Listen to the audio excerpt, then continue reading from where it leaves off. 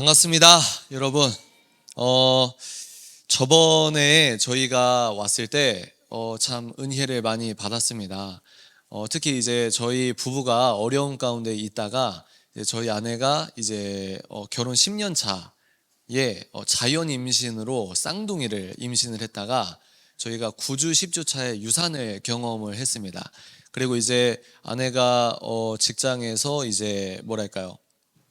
병가를 내고 2달 동안 이렇게 쉼을 얻는 가운데 여러분들과 함께 만났던 기억이 납니다. 그래서 아내가 몸이 그때는 살짝 힘들었었는데 하나님의 은혜 가운데 지금 제가 여기 서기 전에 예전에 여러분께 섰던 영상을 다시 체크해 보니까 5개월 전이더라고요. 5개월 전. 그래서 저번 5개월 전에 왔을 때 이 어린 분들 특송했을 때 가장 어린 친구가 많이 컸더라고요. 그래서 야, 5개월이 또 지났구나. 그래서 이 귀하고 거룩한 자리에 제가 설 수 있게 되어서 정말 영광으로 생각하고 겸허한 마음으로 여러분께 강연 내용을 준비했습니다. 그래서 저희 부부에게도 귀한 선물 같은 시간이고 하나님께서 큰 위로와 큰 영광을 저희에게 위로 또 우리가 큰 영광을 올려드리는 3, 4일이 되었으면 좋겠습니다. 아멘이십니까? 좋습니다. 제가 바로 시작을 하도록 하겠습니다. 몇 가지 예시를 들면서 시작을 하도록 하겠습니다. 제가 부족하지만 이러저러한 교회에서 청년들 그리고 초등학생분 그리고 청소년분들을 앞에 두고 이런저런 이야기를 하고 있는 가운데 어떤 목사님이 이제 저에게 티타임에서 어떤 해주신 말씀이 있었습니다. 어떤 말씀이었냐면 책 읽는 사자님 저희 교회에 제가 그러니까 그 목사님이 알고 있는 사람만 5명이 성소수자입니다. 이런 얘기를 해주시더라고요. 그래서 제가 그 말씀을 듣고 이게 이 해외에만 있었던 일 그리고 뭐 일반 뭐 미디어에서만 볼 수 있었던 일이 아니라 제가 여러분들 앞에 이렇게 서서 이야기를 하고 있는데 여기 앉아있는 그러니까 이 교회가 아니고요. 거기에 모였던 청년들 중에 목사님이 알고 있는 사례만 5명의 청년들이 지금 그런 정체성을 갖고 있다. 이런 얘기를 전해 들었습니다. 그러니까 미국에서 이런 일이 있었습니다. 영국에서 이런 일이 있었습니다. 여기서 끝나는 게 아니고 이제 저와 여러분과의 거리처럼 교회 안에서도 이제 그런 정체성을 갖고 있다고 이 주장하시는 분들이 있었다는 거죠. 그러면 제가 톤을 조절했을까요? 안 했을까요? 제 성격이 좀 세 보이지 않습니까? 여러분, 제가 그분들을 뭐 혼내거나 이럴 일은 아니죠. 그분들을 혼낼 이유도 없고, 그리고 제가 하던 얘기를 쭉 하다가 이제 끝나고 기독교 세계관 강의가 끝나고 이제 목사님과 이야기를 나누던 중에 목사님께서 얘기를 해주시더라고요. 제가 강연을 할 때 그 친구가 한 분이 헛구역질을 하면서 이제 나갔다고 합니다. 그런데 감사하게도 스태프분들이 이렇게 도와주셨는지 다시 들어와서 강연을 끝까지 잘 들어주셨다고. 그러니까 저는 이게 그냥 피상적인 이야기가 아니라 이게 실질적으로 한국 다음 세대의 교회에서도 충분히 벌어지고 있는 일이다. 이런 것들이 참 이렇게 살갑게 이 살갑다는 건 긍정적인 의미는 아니죠. 이렇게 살로 와닿는 그런 체험을 했습니다. 그래서 여러분들 우리 어른 세대나 제가 이제 30대 중반입니다. 그래서 저희 시대 때만 하더라도 아이들이 사춘기 때 혼란스럽거나 반항을 한다거나 그러면 아무리 반항하고 혼란스럽다 할지라도 어느 정도 지켜지는 영역이 있었습니다. 그런데 지금은 문화 콘텐츠나 이 친구들이 유튜브나 뭐 교육이나 아니면 친구들의 영향이나 예전에는 그 언덕까지는 넘어가진 않았지만 지금은 많은 어떤 가치관이나 세계관이 정말 많이 달라져서 이 친구들이 하나님께서 보호하지 않으면 정말 우리가 모르는 사이에 우리 아이들의 영혼이 사단이 좋아하는 진영으로 끌려갈 수 있겠다. 이런 진지한 위기의식을 갖고 이 자리에 섰습니다. 두 번째 예시는 제가 최근에 청소년 집회를 참관하게 되었습니다. 팬데믹 이후에 아마 규모적으로는 가장 큰 집회였을 겁니다. 제가 몇 명 정도 모였다 그러면 그 집회가 특정되기 때문에 몇 명 정도 모였다고 얘기는 안 드릴게요. 근데 그 청소년 집회에서 요즘 가장 핫하다는 찬양팀, 또 아주 유명하신 분, 그리고 아주 유명한 어떤 주강사, 이런 대형 집회였는데, 이 뭐랄까 찬양 집회를 제가 이렇게 봤을 때 청소년들이 얼마나 뛰면서 손 들고 찬양하고 땀 흘리고 환호성 지르고 또 힘차게 아멘하고 이러는지 모릅니다. 근데 제가 그 모습을 보고 감사했을까요? 마음이 아팠을까요? 마음이 아팠습니다. 왜 마음이 아팠을까요? 우리 친구들이 청소년 수천 명이 하나님을 찬양하고 아멘을 저렇게 크게 하는데 제가 거기에서 너무나 큰 어떤 깨달음을 얻었거든요. 저는 감사하지 않았습니다. 왜 그랬을까요? 왜 그랬을까요? 어른분들 경배와 찬양팀 기억나십니까? 예수전도단 기억나세요? 그리고 다윗과 요나단 기억나십니까? 그러면서 저가 이제 대학생 때는 청관훈 목사님, 디사이플스 뭐 여러 찬양팀이 있잖아요. 근데 제가 그때 느꼈던 건 뭐냐면 90년대 이후로부터 2023년대까지 지금은 아주 명징하게 탈종교화의 시대입니다. 그러니까 이미 가나안 크리스천이라고 하는 예수는 믿는다고 고백하지만 교회당은 나오지 않는 가나안 크리스천들이 이미 많고요. 그리고 이미 우리 건강한 교회처럼 이런 교회는 별로 없어요. 이미 유초등부가 사라지고 이미 청년들이 뭐 어른들은 1000명 모인다고 했는데 청년부 예배 가면은 10명, 20명 앉아있는 교회가 너무 많습니다. 이미 그렇게 다음 세대가 썰물처럼 빠져나갔으면은 패러다임 자체가 근본적으로 바뀌어야 되는 그 위기의식이 있어야 되는데 한번 생각해 보십시오, 여러분. 지금 대한민국 교회의 교인들이 썰물처럼 이미 나갔습니다. 다음 세대도 이미 나갔고 지금도 나가고 있습니다. 그러면 근 30년, 40년 동안 대한민국 기독교계에서 예배의 횟수가 줄어들어서 나갔습니까? 한번 곰곰이 생각해 보십시오. 우리가 탈종교화, 무신론이 점점 더 강한 주류가 되는 대한민국 사회인데 40년, 30년 동안 대한민국 교계에서 예배의 횟수가 적어서 사람들이 나갔습니까? 콘서트, 찬양 콘서트의 스피커 개수가 줄어들고 찬양 콘서트의 편곡 수준이 떨어져서 청년들과 다음 세대가 나갔습니까? 방학 때마다 하는 캠프의 수준이 떨어져서 나갔습니까? 목사님들이 졸업하시는 그 학문의 수준이 떨어져서 성도들이 나갔습니까? 각종 세미나가 숫자가 줄어들고 세미나 수준이 떨어져서 한국 성도들이 교회를 떠나갔습니까? 그런데 제가 느끼는 위기의식과 그 위기의식을 해결해야 되는 그 본질은 따로 있는데 2023년에 청소년 집회라고 해서 그 장면을 목도하는데 40년 전과 똑같은 패러다임으로 집회를 하고 있었다는 거예요. 가장 유명한 찬양팀이 시대마다 바뀝니다. 가장 유명한 찬양팀의 찬양으로 두 손 들고 아멘을 열심히 하고 눈물 흘리고 이래도 제가 왜 가슴을 치면서 땅을 치면서 이건 아닌데 라고 했냐면 물론 하나님께서 영광을 받으십니다. 그 집회가 틀렸다고 제가 어떻게 감히 판단할 수 있겠습니까? 본질이 뭐냐면 제가 답답했던 건 그거예요. 저 청년들이 지금 저렇게 눈물 흘리면서 하나님 앞에서 손 들고 아멘을 하는데 바로 다음날 등교하면서 학교에서는 진화론도 똑같이 아멘을 한다는 겁니다.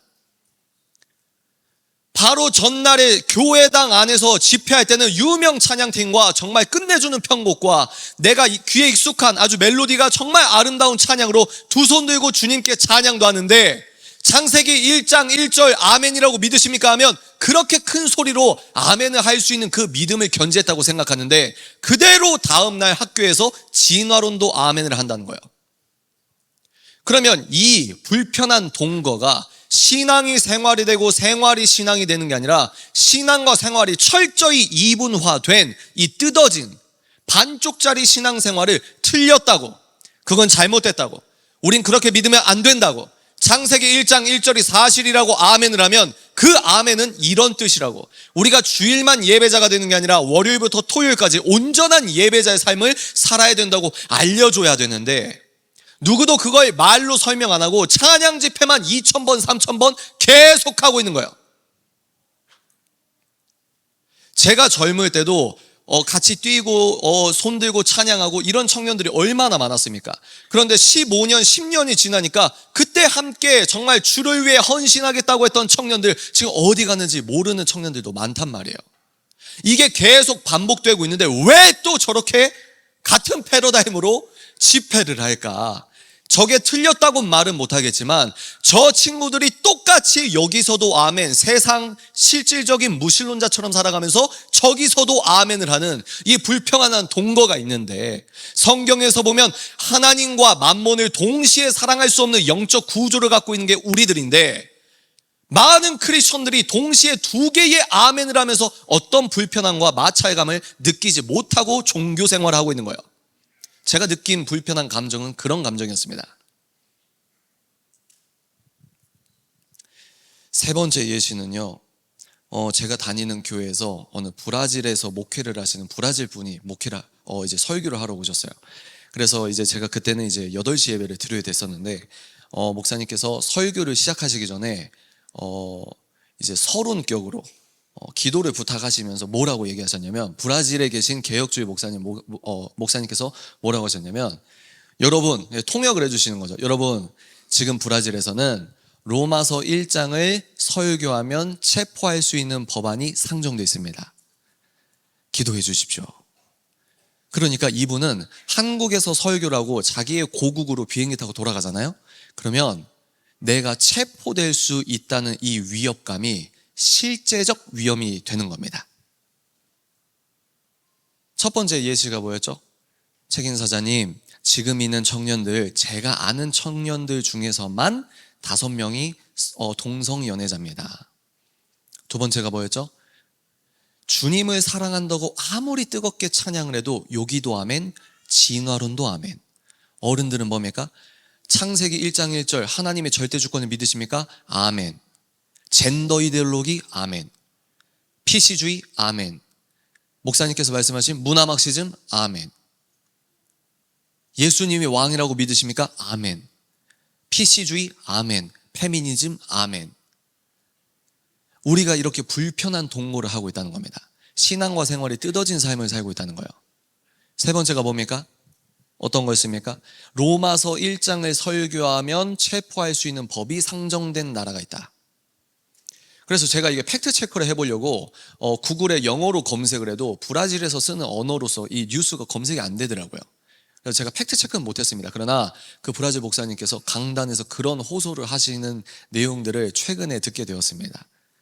이게 비단 브라질의 문제가 아니라는 게 문제입니다.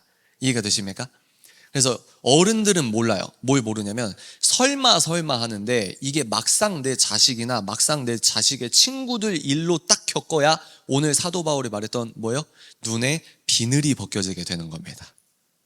저는 이 표현을 굉장히 좋아합니다. 여러분, 우리가 3일 4일 동안 하나님의 전적인 은혜로 우리 눈에 비늘 같은 것이 벗겨지길 진심으로 소망합니다. 아멘이십니까? 벗겨져야 돼요. 그런데 인간의 욕심으로 안 됩니다. 아무리 설명해줘도 아무리 자료 보여줘도 안 됩니다. 하나님이 하셔야 됩니다. 아멘이십니까? 그래서 비늘 같은 것이 벗겨져야 된다. 그래서 오늘은 첫 번째 시간이기 때문에 제가 저번에 했던 내용들을 총론적으로 복습을 하고 그리고 좀 보충해서 설명을 해드리는 시간을 가지려고 합니다. 괜찮으십니까? 세계관이 중요하죠. 그죠? 세계관, 제가 2018년부터 유튜브에 영상을 찍어 올렸는데, 그러니까 2018, 19, 20, 21, 22, 23 약 5년, 6년 동안 세계관에 대한 공부를 하고 세계관에 대한 이야기를 하고 있습니다. 세계관이 왜 중요할까요? 세계관이 뭐라고 제가 말씀을 드렸죠? 세계관은 무엇이다? 안경. 생각도 맞아요? 세계관은 안경입니다. 한번 따라해 보실까요? 안경. 빨간색 안경을 쓰면 세상이 어떤 색입니까? 파란색 안경을 쓰면 세상이 무슨 색입니까?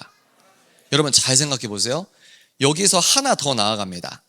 태어날 때부터 빨간색 안경을 끼고 빨간색 안경만 끼고 살아간 사람들은 본인이 빨간색으로만 세상을 보는지 압니까? 모릅니까? 그게 세계관이 중요한 이유입니다.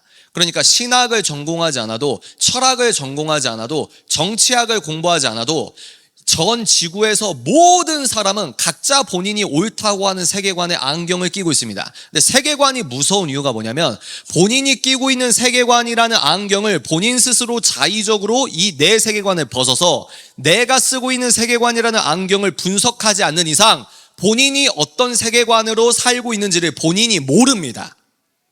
이해가 되십니까? 그러니까 무신론자분들은 우리처럼 이런 식으로까지 공부를 안 하세요. 그런데 본인이 무신론자라고 주장을 하지만 샤머니즘적인 요소, 토테미즘적인 요소가 많습니다. 그러니까 무신론자라고 주장하시면서 자꾸 점을 보시는 거예요. 이해가 되십니까? 일관성이 없어요. 왜 그러냐면 가치관이 내 세계관이라는 안경을 쓰고는 있다고는 하지만 내가 스스로 이 안경을 벗어서 연구하고 공부하지 않는 이상 일관적인 어떤 내용들을 견지할 가능성이 적기 때문입니다. 기독교인을 예를 들어볼까요? 저는 모태신앙이거든요. 모태신앙과 안모태신앙, 당대믿음은 여러분 우열이 아니라고 말씀드렸어요. 하나님께서 부르신 모양이 다른 겁니다. 빨간색, 파란색처럼 모태신앙과 당대믿음은 모태신앙이 위에 있고 전혀 아닙니다. 근데 일단 제가 모태신앙이니까 모태신앙을 배경으로 말씀을 드리면 저는 태어날 때부터 빨간색 안경을 끼고 세상을 살아갔다는 거예요. 여기서 어린 친구들도 마찬가지입니다. 다시 기독교 유실론이라는 안경을 엄마 뱃속에서부터 끼고 아주 어릴 때부터 교회 문화에 익숙해서 장점이 뭘까요? 장점은 뭐냐면 어릴 때부터 태어날 때부터 하나님적 관점으로 세상을 아주 어릴 때부터 천천히 이 문화가 익숙해 있다 보니까 영성적으로 기독교스러움이 스며들어 있는 게 모태신앙의 장점 중에 하나라고 생각합니다. 이해가 되십니까? 두 번째, 그런데 단점이 하나 있습니다. 모태신앙의 단점은 뭐냐면 자연스럽게 기독교스러움이 스며들어 있는데 개념화가 안 돼 있습니다. 그래서 본인이 무엇을 믿고 왜 믿는지 몰라요. 그러니까 덮고 믿는 겁니다. 덮고 믿는 거예요. 교회에서는 기독교 변증적인 어떤 교육이나 지식이 만약에 충실하게 아이들에게 안 돼 있으면은 덮고 믿는 겁니다. 성경은 진리야, 아멘. 이 얘기를 20년 동안 그렇게만 얘기를 듣는 거예요. 성경은 진리야, 예수님은 살아나셨어, 예수님이 주님이시야, 예수님이 너 죄를 씻겨. 근데 이 말에 아멘은 하는데 왜 어릴 때부터 아멘을 하게 배웠으니까. 근데 이게 어떤 의미인지를 개념화가 안 돼 있다는 거예요. 왜? 따로 공부를 하지 않기 때문입니다. 그러면 이 상태에서 그대로 대학교를 들어가면 어떻게 될까요? 빨간색 안경만이 정답인 줄 알았는데 나도 모르게 공교육 체계에서는 이 기독교 세계관이라는 안경을 본인도 모르고 벗고 뭡니까? 세상에서 옳다고 하는 무신론적 안경을 끼고 그렇게 20년을 살다가 그런데 기독교에서는 덮고 믿는 거예요. 창세기 1장 여러분 하나님께서 대초에 천지를 창조하셨습니다. 아멘. 엄마 근데 왜 하나님은 선하신데 고통이 있는 거야? 가만히 있어. 너 그런 질문하면 뭐 이런 식으로 요즘은 학부모님들께서 그런 식으로까지는 접근을 안 하시지만 내가 믿는 믿음이 어떤 믿음인지를 알아야 되는데 성경적 표현으로는 하나님을 아는 지식을 배우고 또 배워야 하는데 그래야 내 믿음의 토대가 견고히 바로 서는데 내 믿음이 모래 위에 지은 집이 아니라 반석 위에 지은 집이 될 수 있는데 이런 무방비 상태에서 대학교를 가면 어떻게 될까요? 태어나서 한 번도 듣지 않았던 디테일한 무신론의 바벨탑 논리가 어마무시하게 이 친구들에게 주입되기 시작합니다. 이해가 되십니까? 그러니까 우리는 원숭이가 사람이 어떻게 됩니까? 하나님께서 사람을 하나님의 형상으로 창조하셨습니다. 아멘십니까? 그러면 우리는 아멘 한단 말이에요. 이게 끝입니다. 그런데 학교에 들어가 보니까 전공 교수님의 권위와 신뢰성에 의거해서 리처드 도킨슨의 만들어진 신이나 이기적 유전자나 또 사피엔스의 유발 하라리 같은 전 세계적 석학이라고 하는 사람들의 신뢰성에 그리고 그 사람들의 어떤 학술적인 권위에 의거해서 하나님이 없는 게 지성이고 하나님이 없는 게 지식이고 하나님이 없는 게 너무나 상식적이라고 하는 아주 디테일한 책 내용을 우리 친구들이 그대로 흡수하고 있다는 겁니다. 그런데 교회에 와서는 또 똑같이 덮고 믿는 거예요. 창세기는 하나님께서 이 땅을 창조하셨습니다. 믿으십니까? 아멘. 예수님께서 너의 죄를 사해서 아멘. 그런데 학교에서는 점점 하나님을 떠날 수 있는 아주 디테일하고 논리적인 세속적 지식으로 자기가 나도 모르게 그 잠재의식 속에 그 교육이 스며들고 있는 겁니다. 학교에서만 여기서 끝날까요? 아니에요. 학교에서 끝나는 게 아니라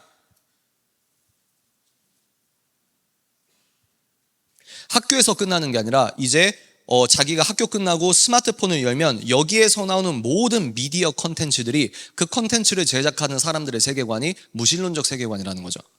그래서 이 친구들이 6.9일 동안 세상의 사탄의 설교를 흡수하고 있으면서 기껏해야 교회에서 1시간 정도 발 딛고 가는데 교회에서 얘기하는 건 선포만 한다는 거예요. 이 선포가 어떻게 구성됐는지 이 친구들에게 설명을 해줘야 됩니다. 왜냐하면 이 친구들의 공교육은 그리스 이성 철학이 바탕된 합리주의적 교육이기 때문에 우리 어른들은 소나무 붙잡고 기도하셔서 한국을 지키셨다고 생각합니다. 동의하십니까? 근데 우리 친구들은 이제 우리 어른분들은 목사님께서 이제 기도원 같은 데 가면은 이 찬송가를 엄청 빨리 하잖아요. 쿵짝쿵짝 불러 충만하게 하소서. 여러분 믿으십니까? 그러면은 어떻게 합니까? 믿습니다. 근데 우리 친구들은 믿어? 그러면 근데 이건 왜 이런 거야?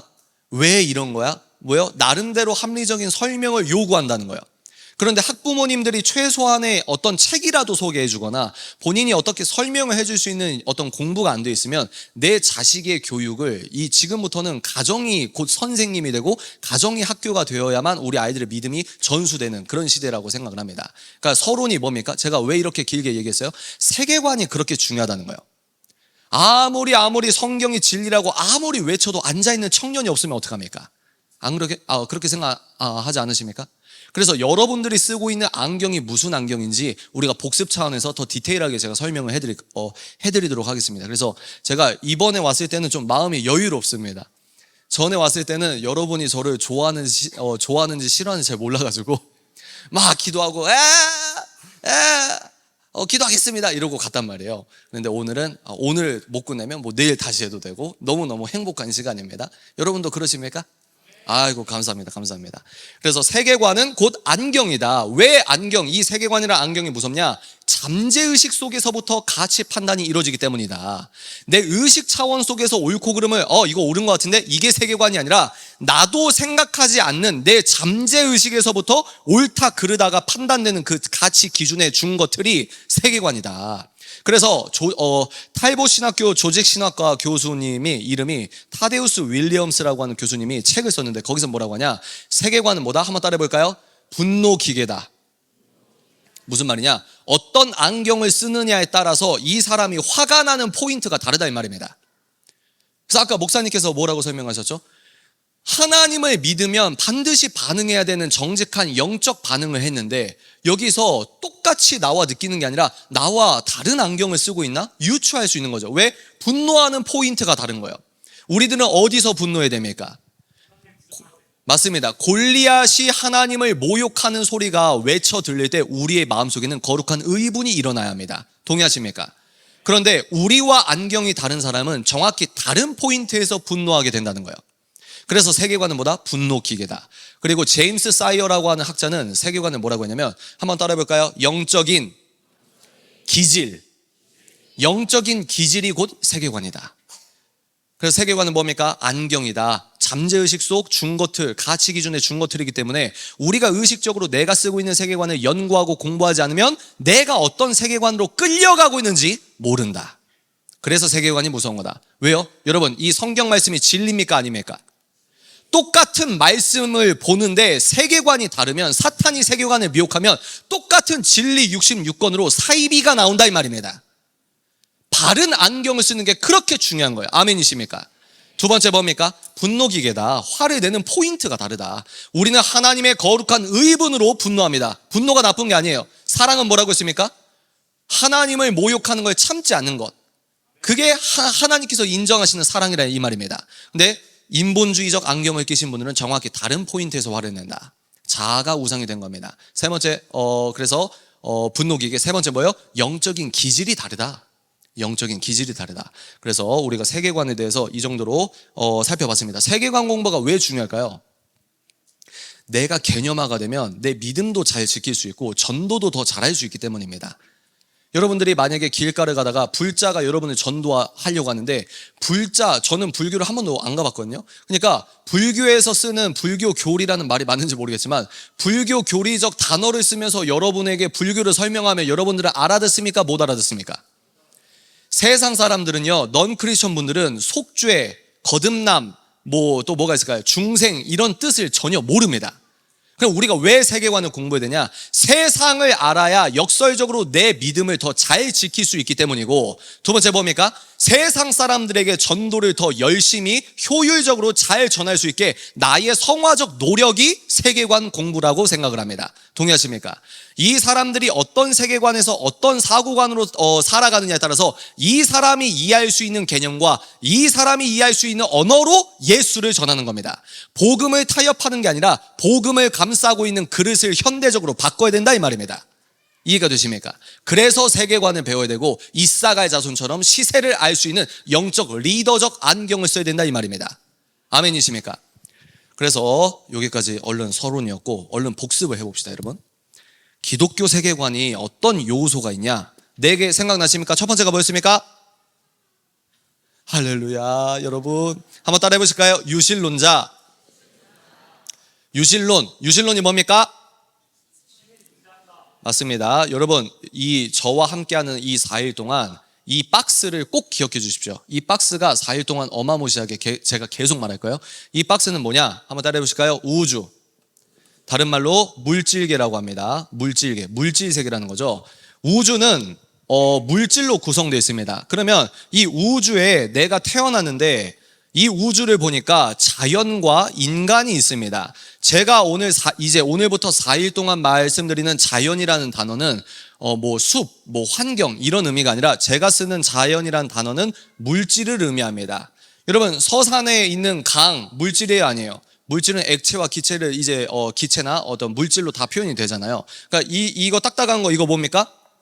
물질. 나이아가라 폭포 물질. 그리고 그랜드 캐년 물질. 내가 엄마 아빠가 사랑해서 태어나 보니까 내가 있는 곳이 어디지? 물질계, 우주에 있습니다. 난 누구지? 자의식적으로 내가 난 누구지라고 생각할 수 있는 나의 존재는 뭡니까? 인간이라는 거예요.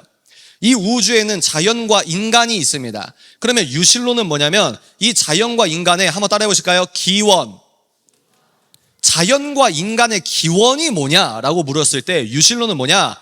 이 자연과 인간의 기원이 어떤 지적인 존재가 3가지가 중요합니다. 여러분, 이거 굉장히 중요해요. 한번 따라해 보실까요? 계획, 의도, 목적. 자, 보세요. 우린 기독교인은 유실론자입니다. 유실론자. 여러분들은 유실론자예요. 그러면 유실론이 뭐냐? 이 우주에 자연과 인간이 있는데 그 자연과 인간의 기원이 뭐냐면 지적인 존재가 본인의 계획과 본인의 의도와 본인의 목적을 갖고 자연과 인간, 이 피조 세계를 만들었다고 믿는 겁니다. 그리고 이 지적인 존재는 인간들은 뭐라고 하냐? 신이라고 합니다. 그러니까 우리는 신이 있다고 믿는 거예요. 그러면 신이 뭘 했냐? 우주, 이 피조 세계와 인간을 만들었다고 믿는 게 기독교인이라는 거예요. 아멘이십니까? 두 번째 속성 한번 따라해볼까요? 유일신론자. 우리가 믿는 신은 몇 분입니까? 한 분입니다. 아멘이십니까? 그분이 누구십니까? 성삼위 하나님. 우리는 유실론과 반대되는 게 뭐죠? 유일신론과 반대되는 건 다신론자입니다, 여러분. 다신론자. 일본이나 인도나 많은 사람들이 다신론적인 어떤 그 사상을 따라가는데 우리는 유일신론자입니다. 우리가 믿는 이 지적 존재, 신이라고 하시는 분은 딱 한 분, 성삼위 하나님이라는 거예요. 책임 사장님 왜 3자 들어가는데 한 분입니까? 위격이 3분인 겁니다, 여러분. 이건 신학적이니까 지나갈게요. 그래서 성삼위 하나님만 참신이라고 믿습니다. 아멘이십니까? 여러분, 한번 곰곰이 생각해 보십시오. 만약에 여러분 한번 생각해 보세요. 만약에 진짜로 창세기 1장 1절이 팩트와 트루라면 저희가 5개월 전에 제가 그렇게 막 열심히 얘기했잖아요. 그러면 우리의 하나님이 진짜 이 우주와 모든 인간과 오늘 역사를 주관하시는 왕 중의 왕이 진짜 딱 한 분이래요. 그러면 그분의 속성이 중요합니까? 안 중요합니까? 엄청나게 중요합니다. 그래서 이 한 분의 속성 2가지만 보도록 하겠습니다. 한번 따라해 보실까요? 인격신, 사랑신. 이게 모태신앙자거나 교회생활 오래 하신 분은 쟤는 저렇게 당연하게 알고 있는 얘기를 왜 저렇게 계속 반복해? 여러분, 자연주의가 뭐냐면, 자연은 제가 아까 뭐라고 했죠? 물질주의에서부터 모든 우상이 나온단 말이에요. 물질주의를 배우고 실존주의를 배우고 포스트 모더니즘을 배우면 배울수록 우리가 믿는 신이 인격신이라는 사실이 얼마나 특별하고 아름다운 사실인지 모릅니다. 여러분, 창세기는 역사서입니다. 아멘이십니까? 창세기 1장부터 끝까지 창세기라는 책은 역사, 깨끗한 사실과 역사서입니다. 믿으십니까? 이 믿음을 여러분들이 죽을 때까지 견지하시기 바랍니다. 창세기에서 뭐라고 했습니까? 맞아요. 창세기는 동물, 타조는 타조로 짓고 코끼리는 코끼리로 만드셨는데, 모든 피조물을 그렇게 만드셨는데 하나님께서 인간만 하나님의 형상을 닮은 존재로 만드셨습니다. 그래서 인간은 동물입니까? 동물이 아닙니까? 인간은 동물이 아닙니다. 여기 계신 우리 다음 세대 분들이나 어른분들은 인간은 동물이다라는 얘기를 그런 단어를 쓰지 않기를 바랍니다. 그러면 왜 우리는 인격이냐? 하나님, 이 우주를 만드시고 세상을 주관하시는 분이 독특한 정체성이 있는데 인격적인 분이라는 거예요.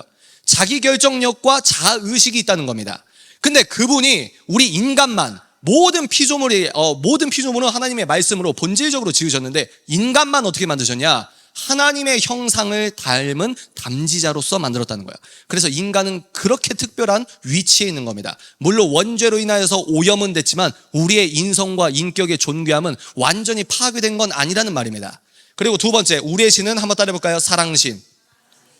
하나님의 다섯 번째 별명이 사랑이십니까? 아니면 하나님이 사랑이십니까? 여기서부터 연애결혼이 파생된다고 얘기했잖아요. 그러니까 우리가 믿는 신은 인격신이시자 사랑신이야. 그리고 우리 인간은 그 신께서 우리만 하나님 형상의 담지자로 만들었기 때문에 우리는 많이 훼손되고 오염됐지만, 그럼에도 불구하고 이 우주는 어떻게 해요? 이 우주를 기독교 유실론적 안경을 끼고 자연과 인간을 보면 어떻게 만들었습니까? 인격신이자 사랑신이신 하나님께서 6일 동안 말씀으로 창조하신 우주는 많이 오염되긴 했지만 사랑의 공간이고 따뜻한 공간이라고 볼 수 있는 겁니다. 아멘이십니까? 그래서 우리는 유일신론자구나. 하나님, 우린 성삼위 하나님만 참신인데 그분은 인격신이시고 사랑의 신이다. 그래서 만약에 하나님께서 폭력신이었으면, 소위 말해서 우리가 성령이 충만하면 충만할수록 우리는 폭력적이게 됩니다. 근데 하나님께서 인격신이시고 사랑신이기 때문에 성령에 충만하면 충만할수록 우리는 인격적이게 되고, 여기서 사랑은 오래 참음입니다. 사랑스러운 존재가 될 수 있다는 거예요. 세 번째 속성 한번 따라해볼까요? 성경적 종말론자. 여기서 반대되는 게 뭐죠? 제가 이거를 만약에 이 진행을 봐서 이번에 내려왔을 때 제가 해드릴 수 있으면 해드릴게요. 이게 요즘 청년들을 아주 강하게 사단이 잡아먹고 있는 내용입니다. 이 성경적 종말론자와 대척점에 있는 게 뭐냐면 환경주의적 종말론자. 요즘 이게 아주 유행하고 있거든요. 환경주의적 종말론자가 있고 성경적 종말론자가 있는데, 우리는 어떤 겁니까? 성경적 종말론자. 아멘이십니까? 환경주의에 대해서는 제가 시간이 되면 해드릴 텐데 하나만 해드릴게요. 제가 그때 그 말씀 해드렸나요? 북극곰의 개체수는 줄어들고 있다, 늘어나고 있다? 늘어나고 있다. 그러면 우리가 TV에서 본 게 뭐예요? 여러분의 이 사고관에 아름다운 금이 가기 바랍니다. 이해가 되시죠? 제가 시작만 던져드리는 거예요. 북극 주변에 있는 5개국이 조약을 맺었다. 그래서 그 조약을 맺었는데 북극곰을 인간들이 너무 포획을 하니까 5개국이 모여가지고 이제 마을 사람들이 전통적 방법으로 1년에 800마리 정도만 사냥하는 것만 허락하고 그 다음 포획을 금지하자, 그렇게 조약을 맺은 이후부터 50년 동안 북극곰은 개체수가 늘어나고 있습니다. 그래서 그 인근에 살고 있는 마을 주민들은 북극곰의 개체수가 너무 늘어나다 보니까 피해를 아주 극심하게 입고 있다, 이런 내용도 있거든요. 그러니까 이게 그러면 우리가 그동안 본 캠페인은 뭐예요? 여기서 여러분들이 지성적 금이 가기 시작해야 된다, 이 말입니다. 그린피스의 공동 설립자가 그린피스가 하는 꼴을 보니까 이거는 환경단체가 아니라 정치단체인데 왜 과학을 부정하지? 이러면서 그린피스 공동 설립자가 그 단체를 뛰쳐나와서 책을 쓰고 전 세계를 돌아다니면서 강연도 하고 있습니다. 여기까지. 왜냐면 이건 너무 여러분들이 준비가 안 되면 이게 뭐야 할 수 있으니까 일단 여기까지 하겠습니다. 그러면 우리는 성경적 종말론자인데 우리의 역사관을 반영하는 겁니다. 우리 기독교인들이 왜 무섭냐면, 우리 기독교인은 세상이 어떻게 만들어졌는지 데이마다, 날마다, 둘째 날에 뭐 만들어졌고, 셋째 날에 뭐 만들어졌고, 7일째는 하나님께서 안식하셨고, 날마다 뭐가 만들어졌는지를 순서대로 아는 사람이고, 세상의 끝이 분명히 존재하며 뭡니까? 그 끝의 징조들도 알고, 어떻게 끝나고, 왜 끝나고, 그 뒤에 일어날 일까지 알게 된다는 거예요. 전 지구 역사상 타종교를 포함합니다. 이 인간, 우주의 자연과 인간의 기원을 아주 이렇게까지 디테일하게 시작을 하고 그리고 어떻게 끝날 거라는 걸 이렇게 디테일하게 적어놓은 책은 전 지구상에 성경책밖에 없습니다. 그러니까 성경은 둘 중에 하나예요. 거짓말이거나 사실이거나. 구약의 하나님께서, 여러분, 하나님의 위대하심을 믿으십니까? 하나님은 신이세요. 아멘. 전지전능하십니다. 아멘이십니까? 그 여호와 하나님께서 구약 성경에서 예언하신 예언 내용이 약 2000개가 넘는다고 합니다. 하나님께서 이렇게 될 거야 라고 말씀하셨으면 말씀으로 이 피조세계를 만드신 그 여호와 하나님께서 미래에 이렇게 될 거야, 미래에 이렇게 될 거야, 미래에 이렇게 될 거야, 2000개가 넘는 하나님의 예언이 하나도 빠짐없이 약속처럼 현실화되었다는 거예요. 아멘이십니까? 우리가 그런 성경을 진리라고 믿고 있는 겁니다. 그래서 우리는 세상에 끝이 있다는 걸 안다. 종말론자 뭡니까? 성경적 종말론자는 분명한 시작과 끝이 있고 이 시작과 끝, 하나님의 역사는 분명한 계획과 의도와 목적이 있다는 겁니다. 어떻게 끝납니까? 누가 다시 오십니까? 예수 그리스도. 여러분, 예수 그리스도의 역사성은 제가 말씀드렸죠. 역사학 교수들도 예수님을 믿지 않는 넌크리스천의 논문들도 예수님의 역사성을 부인하지 않습니다. 그러니까 예수가 안 태어났을 수도 있잖아 라고 하는 건 역사학적으로 학술적으로 팩트가 아닙니다. 예수라는 청년은 실제로 2000년 전에 팔레스타인에서 실제 태어났다는 거예요. 그리고 그 청년은 본인이 신의 아들이라고 했던 주장을 철회하지 않았다는 이유만으로 아주 수치스럽게 십자가에 못 박혀서 의과학적으로 돌아가셨습니다. 아멘이십니까? 그리고 3일 뒤에, 사흘 뒤에, 똑같은 말이에요. 3일 뒤에 새 육체를 입으시고, 물성을 띤 새 육체를 입으시고 죽음을 이기시고 다시 살아나셨습니다. 아멘이십니까? 우리가 사도신경 하잖아요. 사도신경 후미에 뭐가 있습니까? 몸의 부활을 믿사오며. 기억나세요? 우리가 말하는 그 몸의 부활이 예수께서 부활하신 저 성체처럼 우리도 부활한다는 걸 믿는다는 거예요. 그게 기독교입니다. 예수님께서 부활하시고 승천하시고 때가 되면, 아버지만 아시는 그 때가 되면 다시 오시는데, 우리는 그래서 분명한 끝이 있구나. 네 번째 속성이 중요하다고 말씀드렸습니다. 우리 친구들이, 그리고 여러분들이 죽기 전까지 이 네 번째 속성 때문에 예수님을 버릴 가능성이 매우 농후합니다. 이게 굉장히 중요한 거예요. 한번 따라해 볼까요? 절대주의자. 이게 무슨 말이냐? 예수님께서 다시 오셔서 무엇 하십니까? 두 글자. 맞습니다. 심판을 하십니다. 심판이 뭐죠? 오른편과 그른편을 나누시는 거예요. 오른편의 사람들을 모아놓고 뭐라고 하셨죠? 아이고 얘들아, 너희들은 내가 목말랐을 때 너 포카리 스웨트 뼈 아주 조금만 남았는데 너도 그거 너무 마시고 싶었잖아. 근데 그거 너 안 마시고 나 줘서 나 그때 너무 속 시원했다. 나 그때 아이고 누구누구야, 나 티머니 카드 충전 나 엄마한테 돈 못 받아가지고 아주 집까지 걸어갔어야 됐는데 너가 티머니 카드 충전해서 내가 같이 버스 잘 탔다. 그러면 극적 주님, 제가 언제 포카리 스웨트 드렸습니까? 주님, 제가 어떻게 주님의 티머니 카드를 충전해 드렸습니까? 아주 작은 자에게 한 것이 나에게 한 것이다. 반대쪽에도 마찬가지야. 야, 너는 그때 설날 세배해가지고 용돈 많이 받아서 티머니 카드 충전도 해주고도 남았는데 나 그때 너가 충전하면서 수십 킬로 걸어갔다? 너 그때 아주 너가 나를 그냥 모른 척하고 지나갔을 때, 아니 주님 제가 언제 그랬습니까? 아주 작은 자에게 한 것이 나에게 한 것이다. 그래서 오른편과 왼편, 너희들은 맞았어, 너희들은 틀렸어. 지금 여러분 이게 굉장히 중요한 얘기예요. 우리는 십자가에 달리신 예수님을 이제 백인이, 서유럽에서 예수님을 그렸을 때 뭡니까? 예수님이 항상 키도 크고 백인이고 턱수염도 얼마나 그렇게 멋있게 나는지 몰라요. 그리고 피부 관리를 어디서 받으셨는지 뾰루지가 하나도 없습니다. 그리고 뭡니까? 아주 트리트먼트를 기가 막히게 하시고 중동에 사셔도 막 고데기를 얼마나 아름답게 하시는지 웨이브가 막 찰랑찰랑 살아있어요. 그 예수님이 십자가에 달리시고 나약하게 새끼 나귀를 타고 오시고 그런 것도 맞지만 우리가 기다린 다시 오시는 예수님은 심판주로 오십니다. 아멘이십니까? 심판주로 오세요. 강한 예수님이라고 생각합니다. 어떻게 합니까? 옳다 그르다, 뭐요? 옳고 그름의 가치 판단자로 오신다는 거예요. 아멘이십니까? 이게 어마무시하게 중요한 거예요. 다시, 옳고 그름의 가치 판단자, 심판주로 예수께서 다시 오시는데 우린 뭐가 절대주의자냐? 잘 들어보세요. 예수님께서 선이라고 하는 게 선입니다. 아멘이십니까? 여러분 한번 자유의지로 여러분 상식에 의거해서 생각하고 대답해 보세요. 예수님께서 선이라고 하는 게 선입니다. 아멘. 예수님께서 아니라고 하는 건 악입니다. 죄입니다. 여기까지는 쉬워요. 제가 한 글자만 더 붙여보겠습니다. 예수께서 선이라고 하는 것만 선입니다. 맞아요? 다시, 예수께서 선이라고 하는 것만 선입니다. 아멘이 나와야 돼요. 그리고 이걸 지켜야 돼요. 근데 이걸 지키기가 힘들어서 예수 버릴 사람들이 많다 이 말입니다.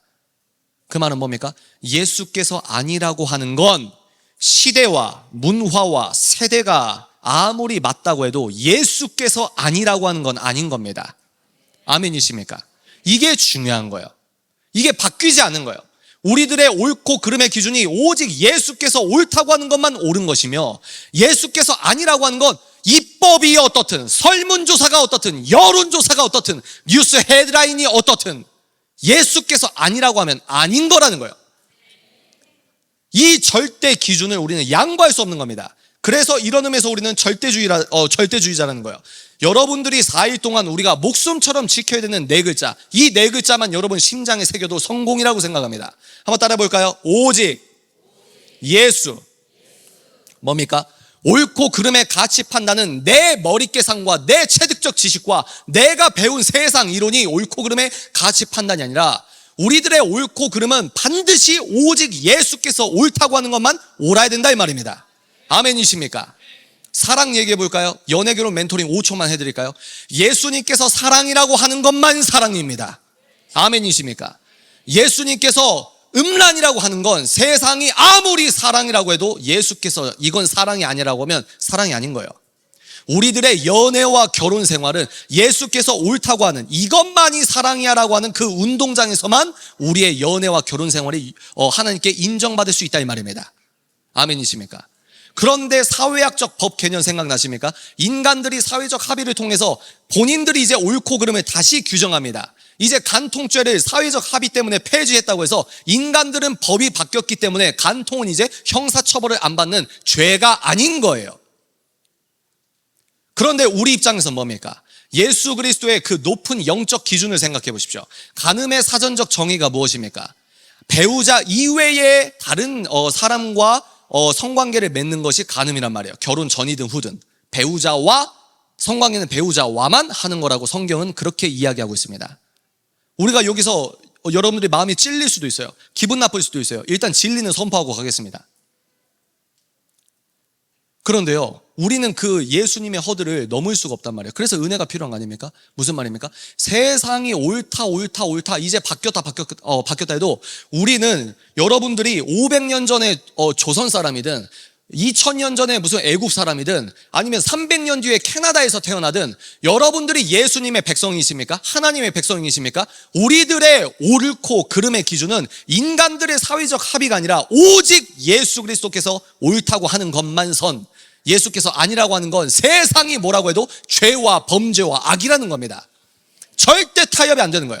절대로. 그래서 핍박을 받거나 그래서 타협을 하게 된다 이 말이에요. 우리 세대에 보게 될 수도 있습니다. 그래서 오스기니스는 뭐라고 했죠? 대규모 분별 작업을 볼 것이다. 2016년에 오스기니스라고 하는 전 세계적 기독교 변증가가 쓴 저항이라는 책에서 뭐라고 했다고요? 이제 기독교인들은 교회에서 대규모 선별 작업을 보게 될 것이다. 대규모 선별 작업. 인간들이 만든 사회적 합의에 따라서 따라가는 사람, 아니 라고 하면서 끝까지 예수 그리스도의 절대 가치를 지키려고 하는 사람이 대규모 선별 작업으로 교회마다 선별 작업이 이루어진다는 거예요. 근데 인본주의 쪽에서 뭐라고 프레이밍을 합니까? 왜 분열을 조장하냐 이거예요. 왜 분열을 조장하냐 이겁니다. 분열입니까? 아니에요. 분열이 아닌 분별입니다. 아멘이십니까? 예수 그리스도께서 분명히 말씀하셨습니다. 예수님은 복음 그 자체입니다. 아멘이십니까? 예수님께서 뭐라고 하셨죠? 평화가 아니라 검을 주러 왔다. 왜 그 본문은 빼고 설교합니까? 그런 본문으로 여러분 설교하신 거 들어본 적 있어요? 평화가 아니라 검을 주러 왔다.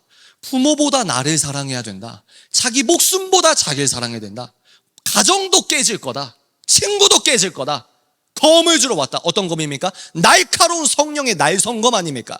그 날성검이 뭡니까? 하나님의 66권 진리인 말씀 그 자체라고 생각합니다. 그러니까 그 말씀의 절대 진리성을 우리가 지켜야 된다 이 말입니다. 그러면 우리가 이렇게 심각하게 기독교 세계관이 무엇인지 간단하게만 살펴봤습니다. 그러면 우리 주변에 계신 넌 크리스천 분들은 이렇게까지 공부를 하신 분들이 거의 없을 거라고 생각합니다. 그분들을 무시하는 게 아니라 제가 뭐라고 했죠? 세계관은 본인이 각 잡고 공부하지 않으면 본인이 무슨 세계관으로 따라가는지 잘 몰라요. 넌 크리스천 세계관 한번 따라 보실까요? 무신론자, 유물론자, 진화론자, 상대주의자. 복습이에요, 여러분. 이거 두 개는 한번 따라해볼까요? 자연주의자. 제가 아까 뭐라고 했죠? 자연은 뭐라고 했죠? 물질. 여기에서 중요한 개념이 나오는데요. 자, 골로새서 1장을 보면 하나님께서 창조를 하실 때 어마무시한 비밀을 또 말씀해 주십니다. 하나님께서 창조하실 땐 눈에 보이는 것과 눈에 안 보이는 걸 함께 만드셨습니다. 기억나세요? 다시 제가 성경은 안 읽을게요. 하나님께서 이 우주를 만드셨을 때는 눈에 보이는 것과 눈에 안 보이지만 창조하신 게 있다는 거예요. 이해가 되세요? 그러면 이 눈에 보이는 걸 우린 뭐라고 하냐면 자연이라고 합니다. 아까 뭐라고 했죠? 물질계죠. 자연계죠. 눈에 보이는 세계는 물질계, 자연계입니다. 근데 하나님께서는 이 우주를 만들 때 눈에 보이는 물질만 만드신 게 아니라 눈에 안 보이지만 하나님께서 창조하신 게 있다는 거예요. 그게 뭡니까? 위에 눈에 안 보이는 거. 이거를 다른 말로 초자연계라고 합니다. 그리고 영계라고 하죠. 그러니까 이 우주는 우리가 우주 안에 살고 있는데 눈에 보이는 것과 눈에 안 보이는 게 함께 있다는 거예요. 이해가 되십니까? 어른분들 아시겠어요? 물질 법칙이 있고 영계의 영적 법칙이 있는 겁니다. 이해가 되시죠? 기독교인은 뭐냐면 눈에 안 보이지만 초자연계가 있다고 믿는 사람들이 우리라 이 말이에요. 아멘이십니까? 이게 되게 중요해요. 눈에 보이는 것과 눈에 안 보이는 것, 이 개념이 굉장히 중요합니다. 그러니까 그러면 자연주의자는 뭐라고 했죠? 물질주의라고 했는데, 물질주의자는 뭐냐면 잘 보십시오. 초자연계, 영계, 눈에 안 보이는 건 없다고 하는 거예요. 이게 자연주의입니다. 모든 정치 사상이나 하나님을 등지는 정치 사상이나 어떤 철학 사상이나 모든 게 이 자연주의에서부터 시작합니다. 그러니까 하나님이 없다는 거예요. 눈에 안 보이는 건 없다는 거예요. 물질만 존재하고 물질이 옳다는 거예요. 그래서 칼 세이건 들어보신 분? 칼 세이건의 우주론이 지금 현대인들의 우주론입니다. 칼 세이건이 뭐라고 했냐면 우주는, 그러니까 이 물질은, 물질계는, 우주는 예전에도 있었고 지금도 있었고 훗날에도 우주는 존재한다. 무슨 말입니까? 물질에 영원성을 투영했어요. 그 말은 뭐냐? 아론이 금송아지 만들었잖아요. 모세가 하나님과 은혜로운 시간을 보내고 있을 때 이스라엘 백성들이 아론에게 구워 삶아가지고 아론이 어떻게 했습니까? 금송아지를 만들었어요. 금송아지를 만들어 놓고 이 백성들이 뭐라고 했습니까? 이 금송아지는 애굽에서 섬겼던 파라오가 섬겼던 다른 신이다. 이렇게 하고 하나님께 혼났습니까? 아니고 금송아지를 만들어 놓고 눈에 보이고 손에 만져지는 물질인 금송아지, 눈에 보이는 걸 만들고 어떻게 했어요? 이 금송아지가 우리를 홍해를 건너게 한 그 신이다 이랬어요. 그것도 우상숭배라 이 말입니다. 이해가 됐습니까? 그러니까 눈에 안 보이시는 하나님을 눈에 보이는 물건을 만들어 놓고 하나님이라고 하는 거예요. 이것도 우상입니다. 지금 칼 세이건의 우주론은 뭐냐면 물질, 하나님이 창조하신 이 물질계에 영원성을 투영하는 거예요. 마치 우주가 하나님같이 생각하는, 우주가 모든 걸 포괄하고 모든 것들을 아우를 수 있는 절대적인 어떤 진리적 기준처럼 이야기를 합니다. 근데 이 사람들의 세계관의 사상이 뭐냐면, 근데 이 사람의 전제는 초자연계는 없다는 거예요. 우주, 물질이 다라는 겁니다.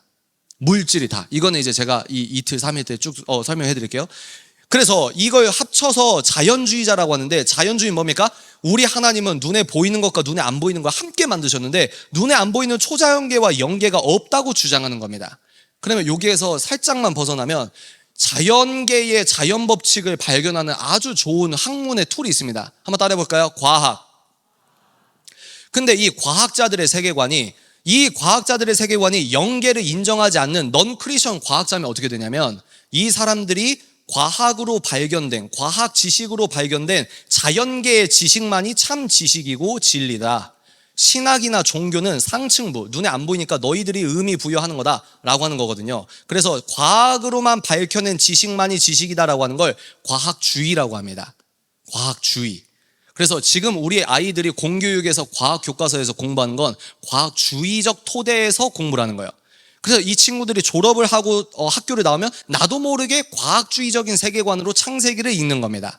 신화적 요소로 있는 거예요. 이해가 되세요? 일단 빨리빨리 넘어가겠습니다, 여러분. 그래서 무신론은 뭡니까? 신이 없다. 그러면 인간과 자연의 기원이 뭐냐? 시간 곱하기 우연 곱하기 비인격 에너지야. 그러면 여기서 유물론은 뭡니까? 물질이라는 거예요. 인간이 뭐야? 단백질 덩어리야. 나 하나님 믿는데? 너가 그렇게 종교적으로 의미 부여하는 거는 사실은 물질적으로 신경과학적으로 뉴런의 전기 신호에 너가 반응하는 것뿐이야. 지금은 완벽히 설명이 안 되지만 인간도 물질이기 때문에 인간은 영혼은 없어. 눈에 안 보이거든. 과학적으로 증명이 안 되잖아. 그러니까 없는 거야. 과학주의죠. 그런데 너가 의미 부여하는 건 전기 신호의 반응일 뿐이야. 그것도 언젠간 화학적으로 물질적으로 설명할 수 있어. 화학적 물리적으로 모든 정신 활동을 설명할 수 있어. 이러고 있다는 거야. 그럼 여기서 파생되는 게 진화론인데 기독교는요, 소진화와 대진화가 있습니다. 소진화는 뭐냐면 늑대가 개가 되고 개의 품종이 바뀌고 이런 거 있잖아요. 그런데 대진화는 뭐냐면 각각류가 인간이 됐다는 거예요. 예를 들어서 종을 넘어선 진화가 가능하다고 보는 게 대진화입니다. 근데 기독교인은 소진화를 인정합니다. 여러분 이해가 되세요? 기독교인은 소진화는 인정을 하는데 대진화는 기독교는 인정을 안 해요. 근데 이 친구들은 뭐냐? 대진화가 있었다는 거예요. 그러니까 딱딱한 갑각류가 인간이 될 수 있다는 걸 믿는다는 거예요. 그게 과학이라고 주장을 하는 겁니다. 이해가 되십니까? 근거가 뭐야? 그러면 시간 곱하기 우연 곱하기 비인격 에너지. 우리는 근거가 뭡니까? 인간은 물질이 아니야. 인간은 물성을 띄었지만 고귀한 영혼이 있는 존재야. 근거가 뭐야? 하나님이 말씀하셨거든. 하나님이 우리를 하나님의 형상으로 지었거든. 그리고 성경 66권은 진리인데 골로새서 보면은 눈에 보이는 것과 눈에 안 보이는 것 함께 만드셨고 눈에 보이는 물질은 눈에 안 보이는 것으로 붙들려 있거든. 그러니까 우리는 초자연계를 믿는 거예요. 그런데 이분들은 진화론, 대진화, 종과 종 사이에 진화도 있다. 이런 식으로 믿게 되는 겁니다. 그래서 여기에선 절대 기준이 없어요. 왜? 시작 자체가 시간 곱하기 우연인데 어떻게 절대 기준이 있습니까? 그래서 여기서 도달되는 게 상대주의. 이게 포스트 모더니즘입니다.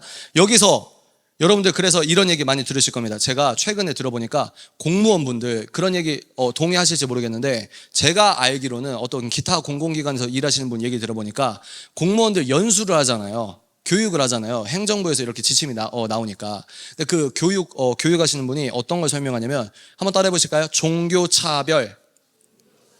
지금 차별금지법만 통과되지 않았고 한국은 문화적으로나 행정부 교육으로나 굉장히 딥하게 반성경적인 어떤 교육체계가 들어왔어요. 그렇게 계속 교육을 하시는 거예요. 그러면 종교차별이 뭐냐?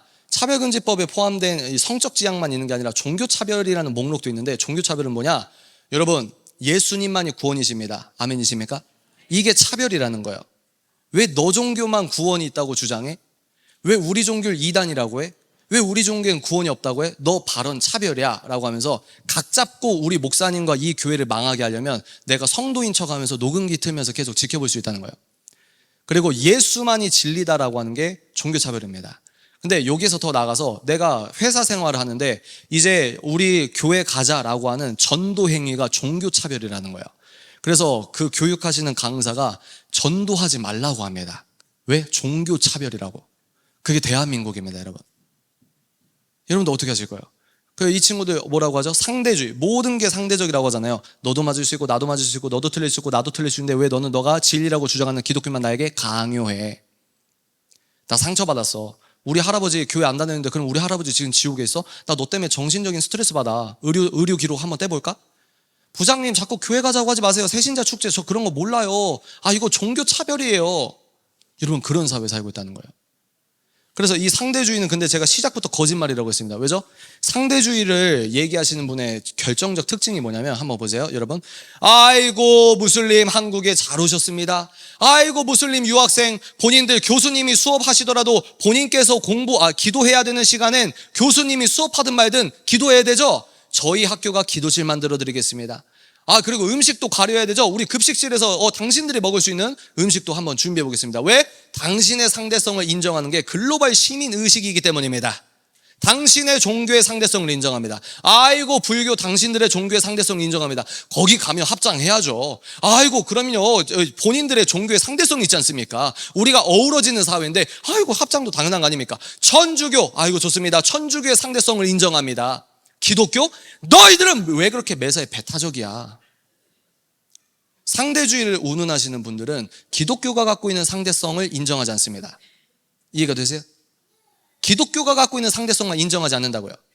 그러면 우리는 사탄의 실제를 믿습니다. 여러분, 사탄 있어요, 없어요? 사단이 현대인들을 어떻게 속이고 있습니까? 상대주의라는 그럴듯한 명분으로 기독교를 핍박하고 있는 겁니다. 상대주의는 시작부터 자기 부정적입니다. 철학적 용어예요. 시작부터 거짓말이라 이 말입니다. 왜? 상대주의만이 맞아. 상대주의 맞아. 너 자꾸 성경이 진리라고 하지 마. 상대주의만이 맞다고 지금 뭐하고 있죠? 상대주의를 주장하는 절대주의자가 됐잖아요. 거짓말이라는 거예요. 그래서 여기서 파생되는 게 뭐냐? 옳고 그름의 가치 판단이 누구다? 한번 따라해볼까요? 오직 인간, 오직 나. 여기까지가 저번에 제가 왔을 때 했던 내용들입니다. 얼추 기억이 나세요? 도움이 되십니까? 우리 친구들이 제가 이제 뭐 종교인이 20대 종교인의 비율이 10명 중에 약 1명 정도가 기독교인이다 이랬는데, 뭐 또 나오는 자료를 보니까 지금 대한민국 청년들의 복음화 비율이 한 4%라고 해요. 그러니까 100명 중에 4명 정도가 기독교인이라고 하는데, 그 4명들이 다 천국을 간다. 그 4명이 다 신본주의로 예수님 잘 믿고 있다. 이건 또 아니지 않습니까? 그러니까 우리가 이렇게 녹록지 않은 사회에서 우리 친구들이, 우리 알파 세대, MZ는 2030 세대를 MG 세대 MZ라고 하고, 우리 어린 친구들 있죠. 이 어린 친구들 플러스 2026년까지 태어나는 친구들을 알파 세대라고 합니다. 이 알파 세대와 MZ 세대가 급진적으로 탈종교화가 진행되고 있는데, 이 친구들이 유치원을 가거나, 그러니까 기독교 대안학교나 이렇게 교육을 안 받으면, 이 친구들이 유치원을 가거나 초등학교를 가면은 본인만 이 안경을 쓰고, 선생님 포함해서, 그리고 또 교장 선생님 포함해서, 원장 선생님 포함해서 본인 반 친구들이 다 이 안경을 쓰고 살아간다는 거예요. 그리고 대한민국에서는 여러분들이 보는 뉴스나 여러분들이 보는 공교육 교과서나 다 이쪽 안경을 쓴 사람들이 만듭니다. 여기 이해가 되십니까? 대한민국은요, 여기가 주류예요. 그리고 여러분들은 철저하게 비주류입니다.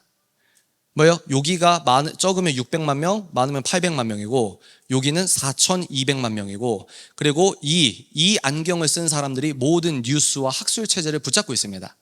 이해가 되세요? 우리 아이들이 이런 상황에서 지금 살아간다는 거예요. 그러면 이 안경과 이 안경이 얼마나 위험하고 다르냐 한번 볼까요? 실질적인 문제로서 우리가 한번 몇 가지 단어를 한번 제가 넣어보도록 하겠습니다. 자, 첫 번째, 결혼이라는 단어를 넣어볼게요. 이쪽 안경을 쓴 사람은 결혼의 시작이 어떻게 시작됩니까? 결혼은 인간들이 만든 거예요? 하나님이 만드신 거예요? 이쪽 안경을 쓴 사람들은 결혼은 하나님이 만드신 거예요. 이해가 되세요? 근데 똑같은 그러면 하나님이 만들었다고. 왜? 창세기는 역사서니까. 그리고 결혼은 뭡니까? 부모의 곁을 떠나서 한 몸을 이루게 한다. 이게 이제 역사적인 사건이잖아요.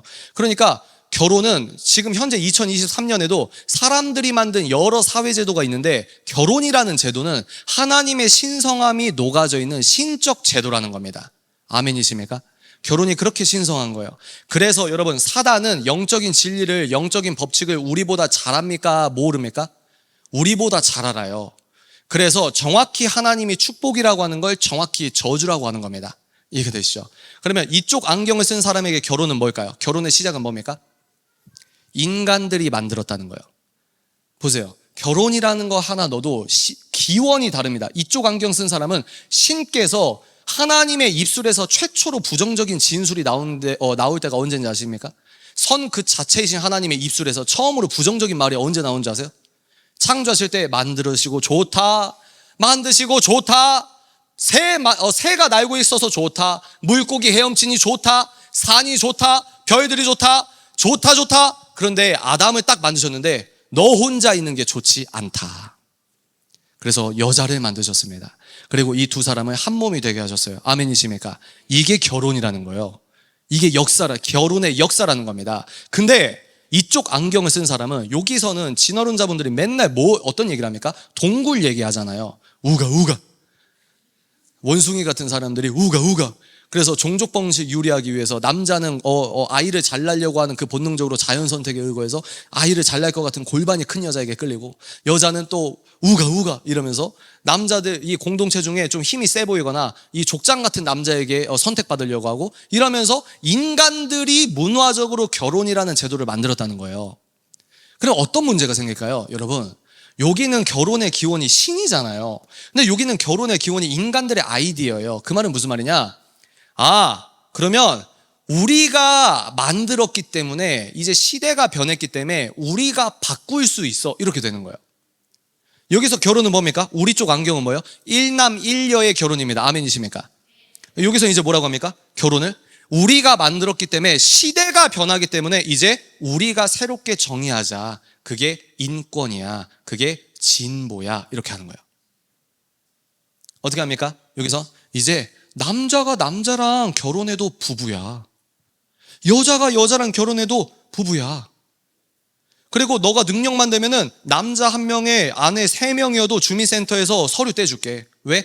폴리아모리라고 해서 다양한 가족이 있는 거거든. 기독교에서 주장하는 저 정통적 가족에만 매여 있지 마. 가족은 다양한 모양의 가족이 있어. 이렇게 우리 사회가 가는 게 인권의 함양이야 라고 하는 거예요. 왜? 안경이 다르니까. 좀 감이 오십니까? 또 뭘 넣어볼까요? 생명. 여러분, 생명. 이쪽 안경을 쓴 사람은 인간의 생명이 언제 시작됩니까? 기독교적으로 이제 이것도 학술적으로 좀 나눠지거든요. 근데 보편적으로 말씀드리면 수정이 될 때부터 인간이라고 봅니다. 그리고 심장이 뛸 때부터 인간이라고 봅니다. 생명을 주신 거죠. 아멘이십니까? 지금 여러분들 이렇게 가슴에 손 얹으면 콩닥콩닥 뛰잖아요. 여러분들이 야, 심장아, 나 강의 들어야 되니까 너 깜빡하고 졸면 너랑 나랑 다 끝이다, 제대로 뛰고 있어, 이래요? 우리는 무의식적으로 내 심장이 뛰고 있는 걸 못 느끼잖아요. 근데 이렇게 물리적으로 뛰고 있는 심장의 이 물리력을 지금도 하나님께서 주고 계신다는 겁니다. 아멘이십니까? 여기에서 생명은 뭐예요? 이제 오직 인간, 생명의 옳고 그름의 가치를 인간들이 짓겠다는 거예요. 어떻게? 22주 전에는 생명이 아니야.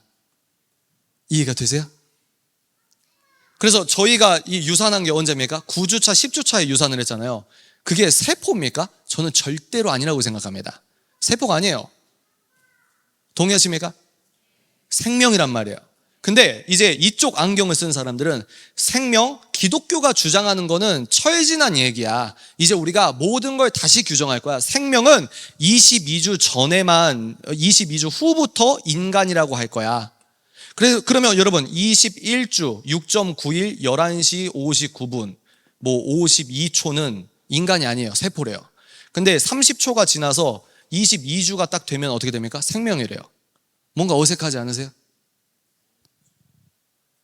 그러면 죄의 점진성을 생각해 보십시오. 사단의 죄의 확장성을 생각해 보세요. 여러분 오랜 시간 동안 신앙생활 하신 분, 내가 타협하면은 죄가 가랑비에 온 옷이 젖듯이 사단이 나를 미혹합니까? 갑자기 도깨비 뿔 달린 얼굴로 나타납니까? 가랑비에 옷 젖듯이 사단이 우리를 미혹하잖아요. 그러면 22주라고 딱 인간이 정해놓으면 오예, 여기까지 성공. 이제 우리 여기까지 했어. 됐어. 이제 승리야, 승리. 이래요? 아니면은 아니 생각해보니까 22주까지 하면은 23주는 왜 안 돼? 헐. 23주는 되는데 24주는 왜 안 돼? 그래서 캘리포니아인가요? 아주 극단적인 이 왼쪽에 있는 그런 지역색이 강한 데는 어떤 법안이 상정되었다고 하냐면, 이제 배에서 다 자라서 아이를 낳았어요. 배에서 꺼냈는데도 낙태를 하는 게 인권이라는 법이 상정이 되려고 합니다.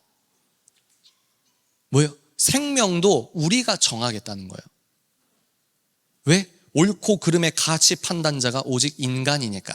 여러분, 그래서 세계관이 무서운 겁니다. 어떤 안경을 쓰느냐. 이쪽 안경을 쓰고 교회를 다녀서 종교적인 언어를 한다고 그 사람이 예배자인가요? 몰라요. 하나님만 판단하시죠. 또 다른 거 해볼까요? 죽음. 사람들이, 사단은 정확히 하나님께서 축복이라는 걸 정확히 알고 있습니다. 그러니까 하나님이 복이라고 하는 걸 다 저주라고 하는 거예요. 결혼하지 마. 결혼하면 얽매이잖아. 뭐요? 아니 그래도 나 성관계도 하고 싶고 아름답게 같이 살고 싶어. 그러면 성관계만 해. 그럼 아이 생기잖아. 죽여도 돼. 뭐요? 다 낙태로 이어지잖아요. 그러면 죽음은 뭡니까?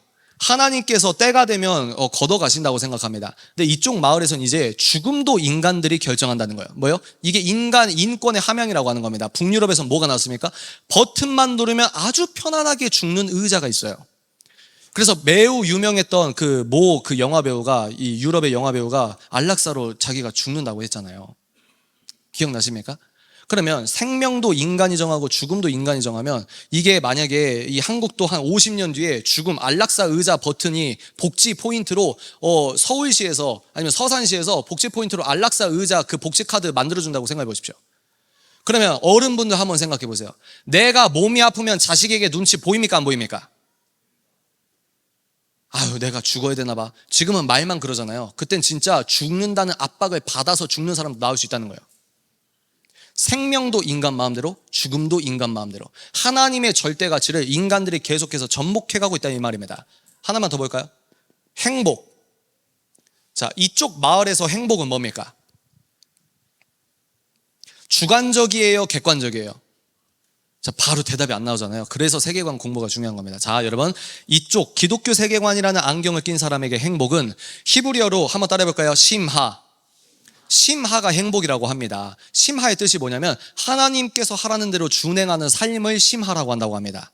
그러면 이집트 사람이건 한국 사람이건 캐나다 사람이건 내가 행복하고 싶어. 그러면 딱 한 개의 객관적인 길이 있어요. 뭐요? 하나님께서 선하다고 하는 그 길을 걸어가는 게 행복입니다. 아멘이십니까? 다시, 되게 중요해요. 행복은 객관적입니까? 주관적입니까? 객관적이에요. 왜? 정해져 있잖아요. 넌 크리스천이든 불교 사람이든 어떤 사람이든 이집트 사람이든 한국 사람이든 내가 행복하고 싶으면 하나님이 준행하라고 했던 그 길을 걸어가는 게 인간에게 행복이고, 이 정답 하나밖에 없습니다. 아멘이십니까? 그러니까 우리가 종교적 하나님을 믿는 게 아니라 우리의 하나님은 온 우주의 하나님이라는 겁니다. 아멘이십니까? 이 개념이 있어야 돼요. 우리의 하나님은 교회당에서 우리끼리만 의미 부여하고 사적인 시간에서 그냥 사적인 지식이 아니라 우리가 믿는 하나님은 서산시의 주권자라 이 말입니다. 아멘이십니까? 굉장히 중요해요. 우리의 하나님은 서산시, 대한민국도 지금 움켜쥐시는, 우리가 이 창세기 1장 1절 밑줄 긋고 아멘하는 이 여호와 하나님은 지금 우리 한국과 이 모든 우주를 오늘도 통치하시는 왕 중의 왕이라 이 말입니다. 그러니까 행복이 뭐냐 했을 때, 넌 크리스천이건 타종교건 무신론자건 기독교인이건 행복한 삶을 살고 싶니? 이 우주와 인간의 기원은 성삼위 하나님이야. 그 하나님이 행복도 선 그 자체시 하나님이 너에게 좋은 것만 주길 원해. 그 하나님이 가라고 하는 그 좁은 길을 걸어가는 게 인간의 행복이다. 아멘이십니까? 객관적으로 정해져 있다는 거예요. 여러분, 복 받기 원하십니까? 하나님께서 복이라고 하는 그 길로 걸어가시라는 거예요. 그게 복이라는 거예요. 종교적, 자의적, 그냥 상상적 하나님께 종교적 아멘하고 끝나고 집에 가서 다른 짓 하는 게 아니라 진짜 이 성경에 나온 그 복의 목록들을 내 평일에도 복으로 여겨야 된다 이 말입니다. 그게 복이라는 거예요. 왜? 창조주 예수 그리스도가 복이라고 하잖아요. 예수께서 복이라고 하면 복인 겁니다. 아멘이십니까? 그러면 이쪽에서는 행복이 뭡니까? 이쪽에서 행복이 뭐예요? 오직 뭡니까? 내가 기분이 좋은 게 행복이라는 거예요. 내 맘대로 하는 게 행복이라는 거예요. 내 느낌이 좋은 게 행복이라는 거예요. 내 가치 판단에 있을 때 이게 옳다고 하는 게 행복이라고 하는 겁니다. 그래서 우리는 객관적 진리와 여기서는 이제 모든 게 주관적이라고 하는 거죠. 그러면 이제 여러분 1탄이 이렇게 간략하게 끝났는데 그 다음 탄으로 진행하기 전에 제가 얼른 칠판을 지워보겠습니다. 지금 괜찮게 잘 듣고 계십니까? 이제 역사적으로 보면요, 기독교 유실론, 이게 이제 어떻게 변질되냐면 한번 따라해볼까요? 이실론이 뭐냐면 신은 있어. 신은 있는데 신이 이 피조개를 만들었긴 했는데 이 피조개 시공간으로 들어오진 않아. 뭐요? 하나님께서 이 시공간에 개입하시고 하나님께서 인격이시라는 걸 인정하지 않는 겁니다. 신은 있는데 개입하지 않아. 그리고 인격은 없어. 이게 이신론이거든요. 이신론 다음에 죄의 점진성으로 뭐가 나오냐? 한번 따라해볼까요? 자연주의. 자연주의가 아까 뭐라고 했습니까? 물질주의. 그러니까 하나님을 완전히 썰어버린 건 이쪽이에요. 여기부터요, 여기. 이해가 되세요? 물질주의가 뭐라고요? 눈에 보이는 거, 물질계, 자연계, 눈에 안 보이는 거, 영계, 초자연계. 우리는 하나님께서 같이 만드셨기 때문에 우리의 믿음은 총체적인 믿음이라 이 말입니다. 근데 이 친구 자연주의부터 무슨 말이냐? 여기가 없다는 거예요. 여기서부터 진정한 우상 숭배가 시작됐다고 볼 수도 있습니다. 없다는 거예요. 이게 무슨 말인지 우리들은 잘 몰라요. 왜? 우리들은 교회에서만 오랫동안 생활했으니까. 영적인 건 없다. 여기서 반드시 뭐가 찾아오냐? 그러면 자연주의 입장에서 죽음은 뭘까요? 자연주의 세계관에서 죽음은 뭘까요? 인간은 물질 덩어리이기 때문에 죽은 다음에 지옥이든 천국이든 염라대왕이든 그런 세속적인 어떤 판타지든 성경의 진리든 우리는 죽으면 우리들의 죽음은 뭡니까? 천국으로 가는 잠깐의 문입니다. 아멘이십니까? 죽음은 두려워하시면 안 돼요. 아멘. 천국으로 가는 잠깐의 문이다. 행복한 문이다. 그게 죽음인데 이 친구들은 자기들이 하나님을 썰어버리는데 죽음이 뭔지가 설명이 안 되는 거예요. 이 자연주의자의 죽음은 뭐냐면 완전한 인격의 소멸입니다. 이해가 되세요? 나 죽으면 무서워. 이거 죽은 뒤에 뭐야 짜증나 라고 하는 자의식 자체가 소멸된다는 거예요. 그래서 이 친구들은 자연주의를 공부하시면 반드시 뭐로 귀결되냐? 한번 따라해볼까요? 허무주의, 자살 또는 미치는 것밖에 답이 없습니다. 왜? 하나님을 잘라버리는데 인생의 목적을 어떻게 찾습니까? 그런데 이건 아닌 것 같아요. 아무리 생각해도 이건 아닌 것 같아요. 그래서 실존주의라는 철학이 드러납니다. 실존주의는 무신론적 실존주의와 유신론적 실존주의가 있거든요. 근데 이 친구들은 뭐냐면 이제 신은 없어요. 옛날에 없어요. 신은 옛날부터 없는데 이제 인간이 어떤 의미를 찾고 있는지 인본주의적으로 자기들 나름대로 의미 부여를 덕지덕지 붙여놓는 겁니다. 이거는 이제 시간이 오래 걸리니까 그 다음에 이제 뉴 에이지, 그 다음에 쭉쭉 가서 지금은 포스트 모더니즘. 제가 이걸 왜 보여드리냐면 여기 지금 우리는 포스트 모더니즘 사회에 살고 있단 말이에요. 상대주의만이 오라라고 하는 아주 이상한 월드에서 살고 있는데 이 시기에 이 사람들에게 선생 역할을 하는 사람이 누굴까요? 여기서는 목사님이죠. 목사님. 여기까지도 목사님. 여기까지는 이제 목사님과 철학자가 나뉘는 거죠. 그죠? 그리고 여기 쭉쭉쭉 가다가 이 시기에는 선생 역할을 하는 사람이 누구냐? 두 부류라고 생각합니다. 하나는 과학자, 하나는 예술가. 이건 이제 대중문화 예술이에요. 대중문화. 뭡니까? 이제 목사님께 옳고 그름을 배우는 시대가 아니라 과학자들이 논문에서 나왔다고 하면 바로 아멘 하는 거예요. 과학을 부정하는 게 아닙니다. 뭐예요? 과학은 자연계만 다룬단 말이에요. 아멘이시죠? 이해가 되십니까? 과학 자체를 부정하시면 안 돼요. 근데 목사님께 인생의 참 의미를 묻는 게 아니라 이제 여기는 물질 덩어리고 물질만이 존재해, 과학만이 진리를 다룰 수 있어 이래버리니까 이제 목사님께 묻는 거를 과학자와 예술가들에게 묻는 거예요. 예술가들은 드라마 작가를 얘기합니다. 지금 임성한 작가라고 하는 여자 작가가 이 안방에서 어떤 드라마에 써서 지금 방영되고 있습니까?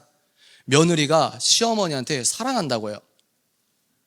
예수 이름으로 사랑이 아니고 육체적으로 레즈비언으로 사랑한다고 합니다. 그게 안방에서 나오고 있어요. 근데 우리 친구들은 계속 무의식적으로 그런 내용을 보고 있는 겁니다. 그래서 제가 최근에 오늘 이제 운전하면서 아내에게 이 얘기를 했는데, 아내님, 나 최 회장님께 영상 편지를 좀 써야 될 것 같아. 최 회장이 누구예요? SK텔레콤 회장. SK 회장. SK와 이 방송 3사가 합작해서 만든 게 웨이브라는 플랫폼이 있습니다. 넷플릭스를 대항해서 만든 거거든요. 근데 여러분 말씀드렸나요? 넷플릭스를 대항해서 웨이브와 티빙이 있는데 지금 웨이브와 티빙이 또 합친다는 얘기가 있습니다. 근데 웨이브는 SKT가 아마 50%일 거예요. 그리고 방송사 3사가 합쳐서 이제 나머지 지분을 나눠가는 건데 웨이브의 자체 오리지널 컨텐츠라고 하면서 이제 퀴어 예능이란 걸 만들어서 남자가 남자랑 연애하고 사랑 고백하고 이걸 예능으로 만들어서 오리지널 컨텐츠라고 해서 그 어플을 들어가면 그게 계속 먼저 떠요. 너무 기분이 좋을까요? 나쁠까요? 나빠요. 지금 디즈니가 PC주의에 절어서, 디즈니가 PC주의가 뭐냐, 제가 나중에 설명드리겠습니다. 디즈니가 소위 말해서 문화 막시즘에 절어서 영화로 만드는 게 아니라 영화를 마르크스주의 교과서처럼 영화를 찍어내니까 사람들이 불만하다가 지금 디즈니 주가가 엄청나게 떨어졌습니다, 여러분. 그러니까 제가 영상을 찍고 싶은 거예요. 똑똑똑 회장님, 저 SKT 이 10년 넘게 썼는데 진짜 웨이브 때문에 SKT 끊고 싶어요. 근데 지금 디즈니도 PC주의 따라가다가 이 꼴 났거든요. 그러니까 이 회장님 저기 이거 들어가면 오리지널 컨텐츠라고 하면서 남남연애 게이물을 자꾸 맨 먼저 보여주는데 이거 좀 내려주세요. 이렇게 얘기하고 싶더라고요. 무슨 말이냐? 예능 PD가 이 친구들의 선생이 됐다는 거예요. 과학주의적 과학자들이 이 친구들의 선생이 됐다는 겁니다. 과학 논문이 곧 이 사람들의 교리와 성경이 되었다는 거예요. 이해가 되십니까? 오늘 이제 딱 2개만 더 하고 마무리하도록 하겠습니다. 그러면 자연주의에서 대표적인 자연주의가 뭔지 아세요, 여러분? 자연주의 사상이 물질밖에 없다고 하는데 자연주의의 대표적인 영향이 있습니다. 한번 따라해 보실까요? 마르크스주의. 자, 제가 저번에도 설명을 드렸던 것 같은데 여러분들이 마르크스주의자라고 생각을 해보세요. 진짜 여러분 당대미듬 계십니까? 당대미듬. 당대미듬 한 분, 두 분, 세 분, 좋아요. 당대미듬. 당대미듬이신 분들은 본인이 하나님이 없다고 진지하게 그렇게 생각하셨던 그 체득적 지식, 느낌이 있으시죠? 근데 저는 약점이 뭐냐면 하나님이 없다고 진지하게 믿어본 적이 없어요.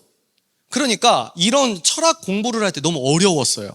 왜냐면 태어날 때부터 교회에서 나고 자라서 하나님이 없다는 전제하에 인간들이 쌓은 논리가 너무 어색하고 어려운 거예요. 근데 이분들은, 여러분 근데 만약에 우리가 모두 배우가 돼봅시다. 배우. 오케이? 여러분이 무신론자라고 생각해 보십시오. 진지하게. 물질이 다예요.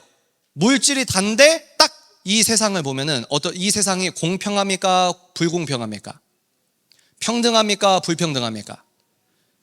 마르크스주의는 뭐냐면 일단 뭐예요? 자연주의. 물질이 다라는 거예요. 물질이 다.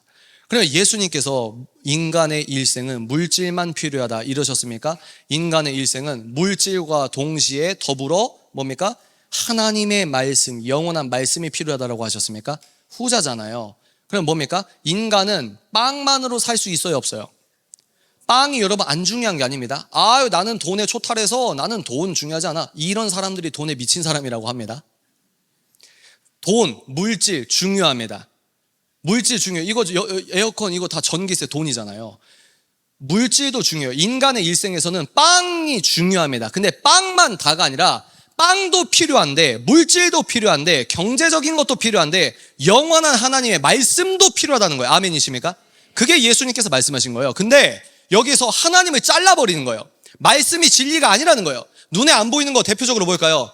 눈에 보이는 것과 눈에 안 보이는 게 있습니다. 눈에 안 보이지만 하나님께서 만드신 결정적인 게 뭡니까? 사랑. 사랑 눈에 안 보이잖아요. 사랑이 있습니다. 근데 과학실에서 입증이 안 돼요. 도덕, 윤리, 철학, 가치, 의미, 이 모든 것들이 자연주의자들은 이게 없다는 거예요. 여기 복음 있어요. 복음. 종교죠. 복음. 복음도 없다는 거예요. 눈에 안 보이니까 없다는 거예요. 하나님이 없다는 거예요. 왜 하나님이 눈에 안 보이십니까? 하나님은 영이시기 때문입니다. 하나님이 눈에 안 보이니까 없대요. 근데 물질만이 다래요. 우주에 피투됐어요. 인간으로 태어났어요. 세상을 보니까 불평등해요. 불공정해요.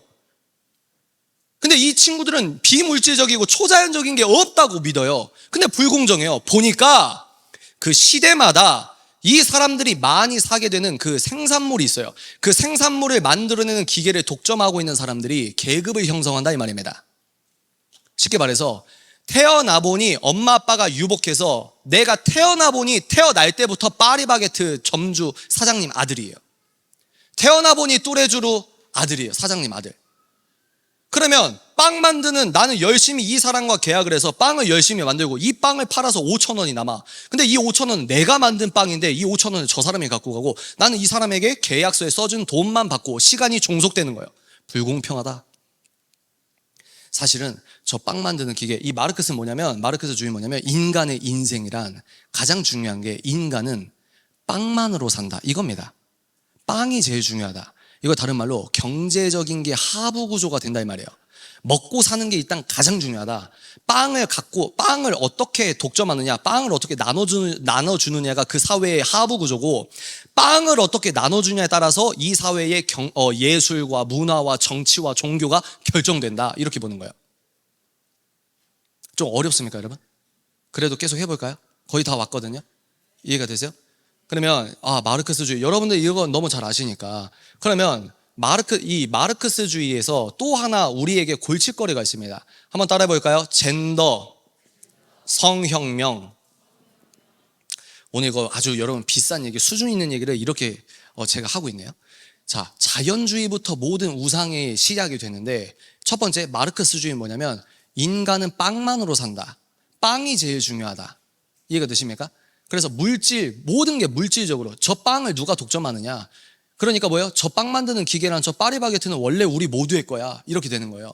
그래서 모든 가치체계를 전복해라. 왜? 이 사람은 포이어바흐인가요? 포이어바흐라는 그 철학자의 사상을 마르크스가 굉장히 많이 받았는데, 포이어바흐가 뭐라고 했냐면 종교란 뭐냐? 자, 잘 들으세요.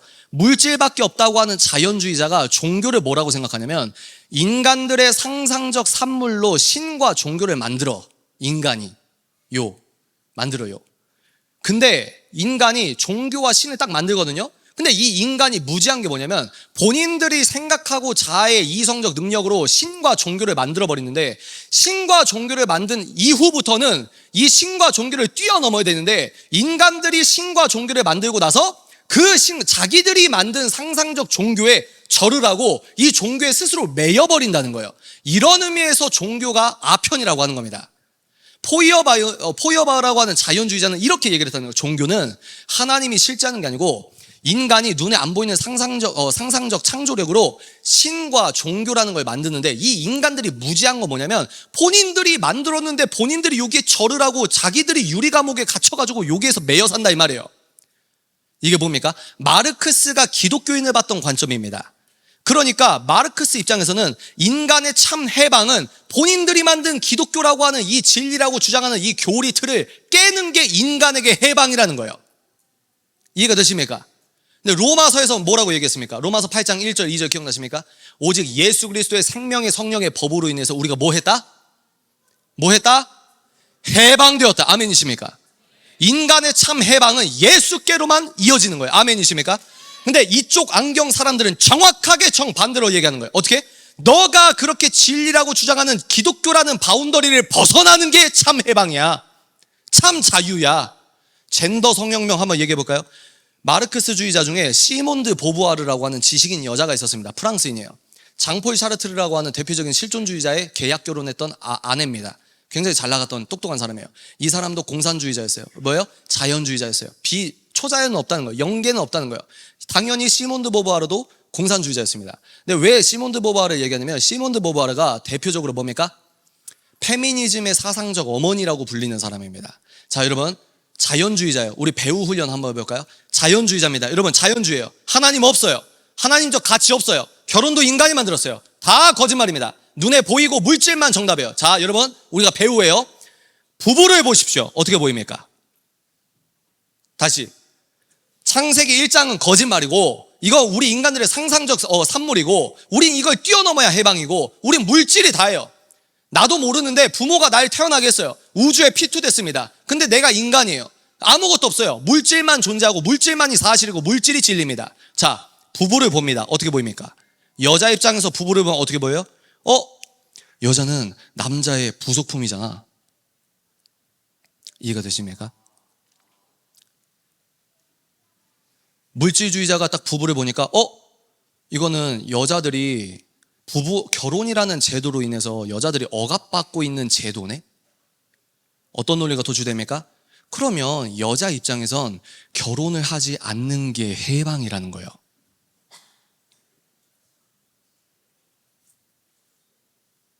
이해가 되십니까? 이해가 되세요? 좀 무신론자분들이 이해가 되십니까? 하나님이 없고 영적인 가치도 없고 영적 질서와 법칙이 없고, 부부를 보니까 육체적으로 생물학적으로 남자가 근육량도 많으니까 화가 나면 막 여자를 때리기도 하고, 여자가 왜 저렇게 살지? 결혼이란 제도는 인간들이 만든 건데 이거 불합리한데? 비합리적인데? 여자가 결혼을 안 하는 게 해방이다. 여기에서 그러면 여러분들이 궁금하실 거예요. 뭐가 궁금하냐면, 책임사자님, 왜 이렇게 저 사람들은 성성거려요? 여러분, 그거 궁금하지 않으셨습니까? 저만 궁금했어요? 다시 여러분, 아니 목사님 저 사람들은 왜 그렇게 뭐만 하면 젠더 뭐만 하면 동성애자, 아니 왜 저렇게 저 사람들은 성성거려요? 그런 생각 안 드셨어요? 여러분 지금 잘 듣고 계십니까? 피드백 좀 주세요. 대답도 안 바래, 그냥 이렇게만 해주세요. 네, 그런 생각 드셨죠? 저는 그랬거든요. 저 사람들이, 제가 교회에서 나고 자라니까 이해가 안 되는 거예요. 아니 왜 저거를 자꾸 입법하려고 하지? 아니 왜 저거를, 저 사람들이 왜 자꾸 뭐만 하면 젠더 뭐만 하면 젠더, 이 영화 감독이 인터뷰하니까 또 젠더, 이 드라마 작가가 또 젠더, 여기도 동성애 코드, 여기도 차별금지법. 아니 왜 이렇게 저 사람들은 젠더 거려? 궁금하셨죠? 저도 궁금했어요. 그래서 열심히 공부를 해보니까 세상에 이 마르크스주의에서, 자, 여기 마르크스주의 말고, 자, 프로이트 한번 들어보셨죠? 심리학의 창시자 이런 식으로 얘기를 하는데, 프로이트가 예수님을 잘 믿었어요? 예수 그리스도의 백성이었습니까? 예수님을 안 따랐던 사람입니까? 후자죠. 프로이트가, 자, 또 자연주의자 배우 연습을 해볼게요. 인간을 딱 보니까 일단 아무것도 없어요. 영적인 진리, 옳고 그름 가치 없어요. 양심 없어요. 다 눈에, 인간들이 만든 거예요. 양심도 없어요. 왜? 눈에 안 보이니까 없다는 거예요. 그러면 인간을 보면, 인간은 어떤 존재입니까? 인간에게 참을 수 없는 욕구 중에 아주 강력한 게 하나 있어요. 수면욕, 식욕 빼고 뭐요? 성. 프로이트가 인간을 보니까 인간은 성적 존재라는 거예요. 이해가 되세요? 어릴 때부터 애들에게 규율적으로 알려주지 않으면 얘네들은 성적 본능대로 성적인 행위를 할 가능성이 큽니다. 그러니까 프로이트는 자연주의자인데, 인간을 딱 보니까 인간은 무엇일까? 이렇게 보니까 인간은 성적인 존재라는 거예요. 동의하십니까? 누가 안 해도 여러분들 야한 것들 보고 싶고, 예쁜 여자 보면 남자분들 눈이 가고 이러잖아요. 여자분들은 뇌과학적으로 로맨스 소설이나 로맨스 드라마를 즐겨보는 게 남자들이 음란물을 보는 것과 뇌과학적으로 엇비슷하다고 합니다. 그러니까 우리가 다 그렇게 끌린단 말이에요. 그러면 그걸 누가 억제합니까? 그렇게 네가 원하는 대로 하면 안 되라는 그 규칙, 성적인 거룩적 규칙을 주는 게 기독교밖에 없어요. 한국에서는 일단은 다른 교리도 있겠지만, 다른 종교 교리도 있겠지만, 잘 들으세요. 프로이트는 인간은 성적 존재라고 봤어요. 그러면 우리 기독교 세계관 안경을 꼈을 때 인간은 어떤 존재입니까? 하나님의 형상이에요. 아멘이십니까? 오염됐긴 했지만 예수 그리스도의 구원받고 이 믿음 생활하면서 예배자로서 살아가는 게 우리의 본분입니다. 아멘? 근데 이 프로이트는 인간은 성적 존재다. 근데 그 성적 욕구를 발산하고 자연스러운 게 아니라, 이 성적 욕구를 갖고 있는 게 인간의 본성이고 정체성인데, 이 성적 욕구를 자꾸 찍어 누르는 게 있다는 거예요. 뭘까요? 기독교. 그래서 프로이트의 제자가 빌헬름 라이히라고 하는 PC주의자였습니다. 공산주의자였어요. 다시, 프로이트의 제자가 공산주의자였어요. 근데 이 빌헬름 라이히가 프로이트의 성윤리에 마르크스주의를 믹스해버립니다. 이해가 되십니까? 그렇게 자기들끼리 이제 이론을 만든 게 이제 목사님께서 말씀하신 문화 막시즘까지 이렇게 쭉 이어지는 거예요. 본질이 뭐냐면, 그래서 프로이트는 인간을 뭐라고 봤다고요? 성적 존재다. 하나님의 형상이 아니고 성적인 존재다, 인간은. 근데 우리 그러면 사회와 공동체는 뭐냐? 이 성적인 존재들이 서로 금지할 것과 지켜야 될 것과 참고 있는 것과 몰래 하는 것과, 이 성적인 존재들이 공동체, 이 사회와 문화는 뭐냐? 성적인 존재들이 서로 지킬 건 지키고 억지로 참고 있고, 이런 공동체로 본 거예요. 그러면 이 사람 입장에서 인간의 참 자유와 해방을 하려면 반드시 정치 영역에서 뭐가 본질이 돼야 됩니까? 성이 본질이 돼야 되는 거예요. 그래서 소위 말해서 왼쪽이라고 하는 곳에서는 정치적으로 이 사람들에게 좋은 걸 주겠다고 했을 때 그 본질이 성이 섞일 가능성이 많습니다. 왜? 인간은 성적인 존재라고 보니까. 그리고 제가 말씀드렸잖아요. 1차 세계대전 때 이 마르크스주의자들이 이 고민을 많이 했어요. 왜 혁명이 안 되지? 왜 정답 알려줬는데 혁명이 안 되지? 안토니오 그람시나 게오르그 루카치가 결론 낸 게 뭐라고요? 우리의 정치혁명이 실패하는 이유는 2000년 동안 내면화된 기독교 때문이야. 기독교를 파괴해야 공산주의 혁명이 도래해, 성공해. 기독교를 어떻게 파괴할까? 우리가 아무리 노력해도 안 되잖아. 안토니오 그람시가 믿음을 갖고 긴 호흡으로 작은 승리부터 하자. 너 PD 돼. 너 대학교 총장 돼. 이러면서 사회 곳곳에 들어갑니다. 이게 마르크스주의거든요. 문화 막시즘이 그렇게 시작된 거예요. 그래서 이 마르크스주의자들이 이렇게 자기들끼리 모여서 왜 우리들의 이 뭐랄까 이 혁명이 이 성공하지 않을까? 거기에서 핵심 논리가 기독교 때문이라고 다 그렇게 논리적으로 귀결이 됩니다. 여러분 맞는 얘기예요, 틀린 얘기예요? 맞는 얘기잖아요. 그러니까 이 친구들은 이 사회과학의 이론적 틀을 제공한 이 문화 막시스트들, 그러니까 공산주의, 자연주의자들은 자기들이 유토피아를 만들 수 있다고 보는 거예요. 그러면서 그 유토피아를 자기들이 도래할 수 있는데 인간에게 참 해방을 주는데, 그러니까 일종의 얘네들은 본인들이 선교사입니다. 선교사. 복음을 전하는 거예요. 왜? 예수라는 그 유리 감옥을 벗어나, 그게 해방이야. 이게 이 사람들에게 복음인 거예요. 그걸 얘기하려고 하는데 자꾸 목숨처럼 귀하게 여기는 기독교인들 때문에 해방이 안 되니까 이 친구들이 기독교를 해체하기 위해서 어떤 작전을 세우냐? 기독교를 파괴하기 위해서 특히 기독교적 성적 윤리를 파괴하면 기독교는 무너진다, 이렇게 되는 겁니다.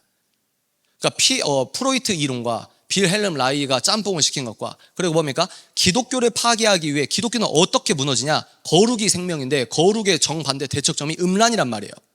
그러니까 여러분들의 연애, 결혼에서 성결로 회개해야 되는 게 그렇게 중요한 겁니다. 아멘이십니까? 그래서 지금 여러분 여기까지 왔는데, 일단 지금 이제 하나님께서 은혜를 내려주셔서 이제 눈에 흰자를 저에게 보여주는 은사자들이 계십니다. 그래서 오늘 1탄 어떻게 마무리할까요? 오늘 제목이, 제가 갖고 왔던 제목이 온전한 기독교 세계관을 깨닫게 된 이후. 자, 우리가 일단 대략적으로 생각을 해봤습니다.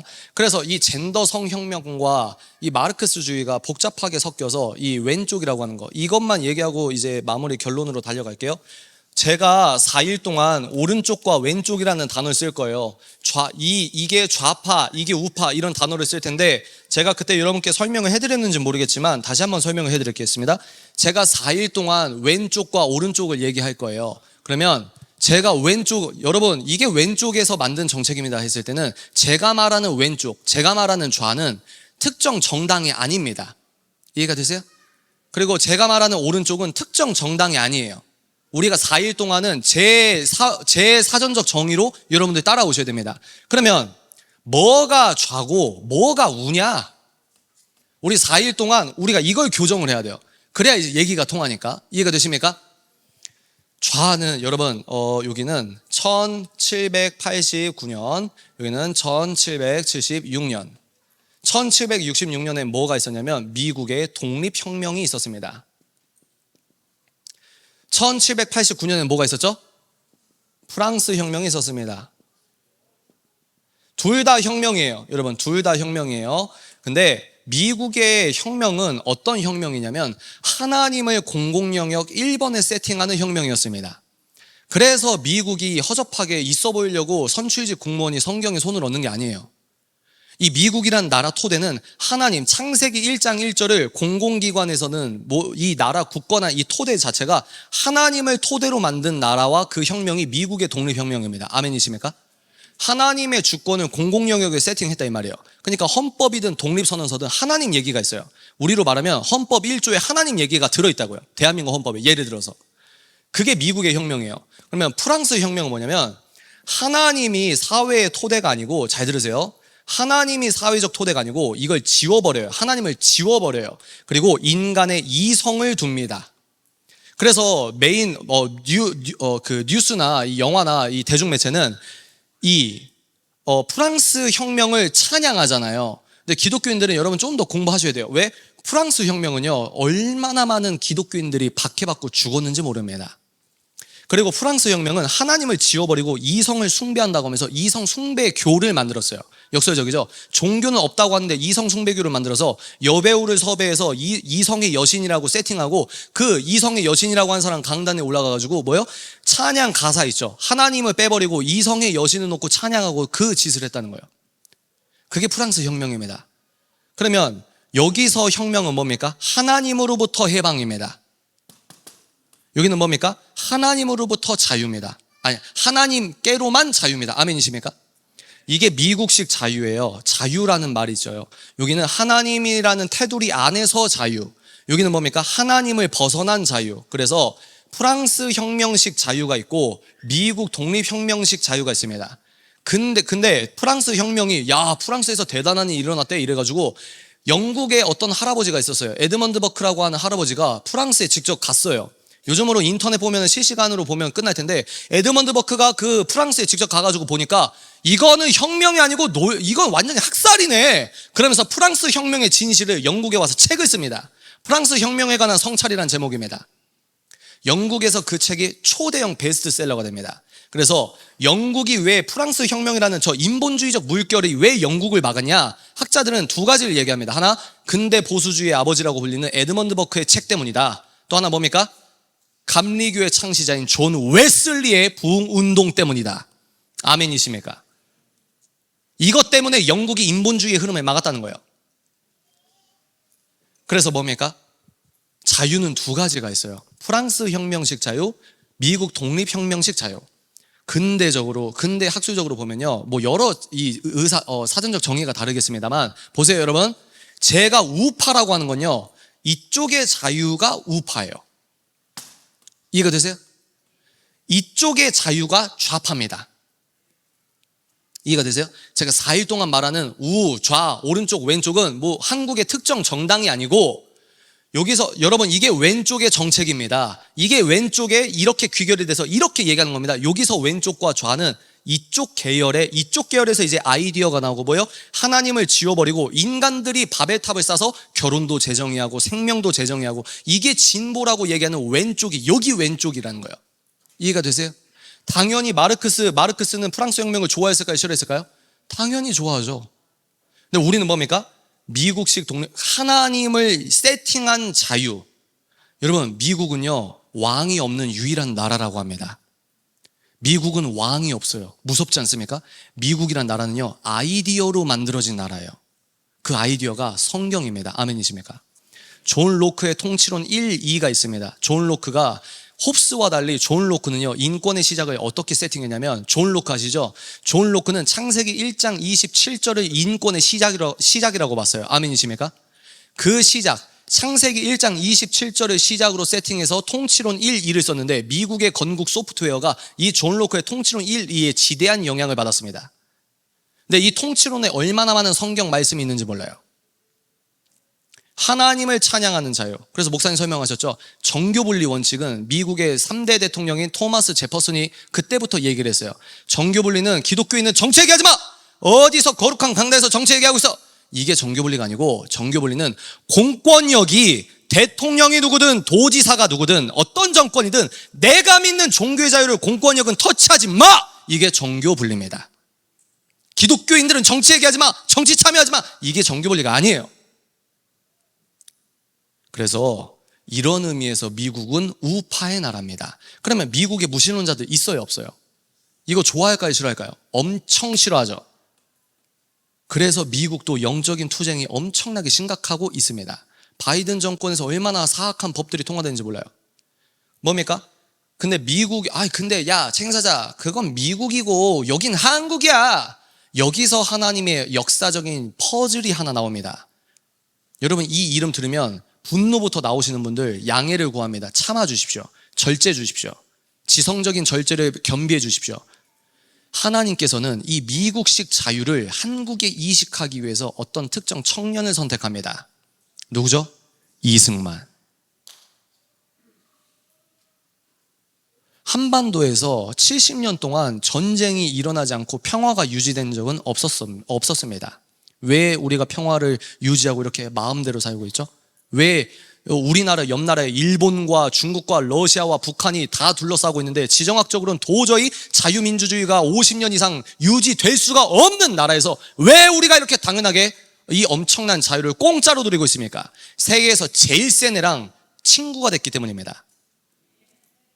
여러분, 저는 이렇게 생각합니다. 아무리 사람 손으로 이승만이 대통령 되려고 노력해도 하나님이 아니라고 하면 다른 사람이 세워졌겠죠. 전 그렇게 생각해요. 근데 이승만 목사님 이거 10분만 더 해도 될까요? 예, 여러분 10분만 더 해도 될까요? 빨리 끝내겠습니다. 이게 이야기 보따리가 이게 빨리 끝낼게요.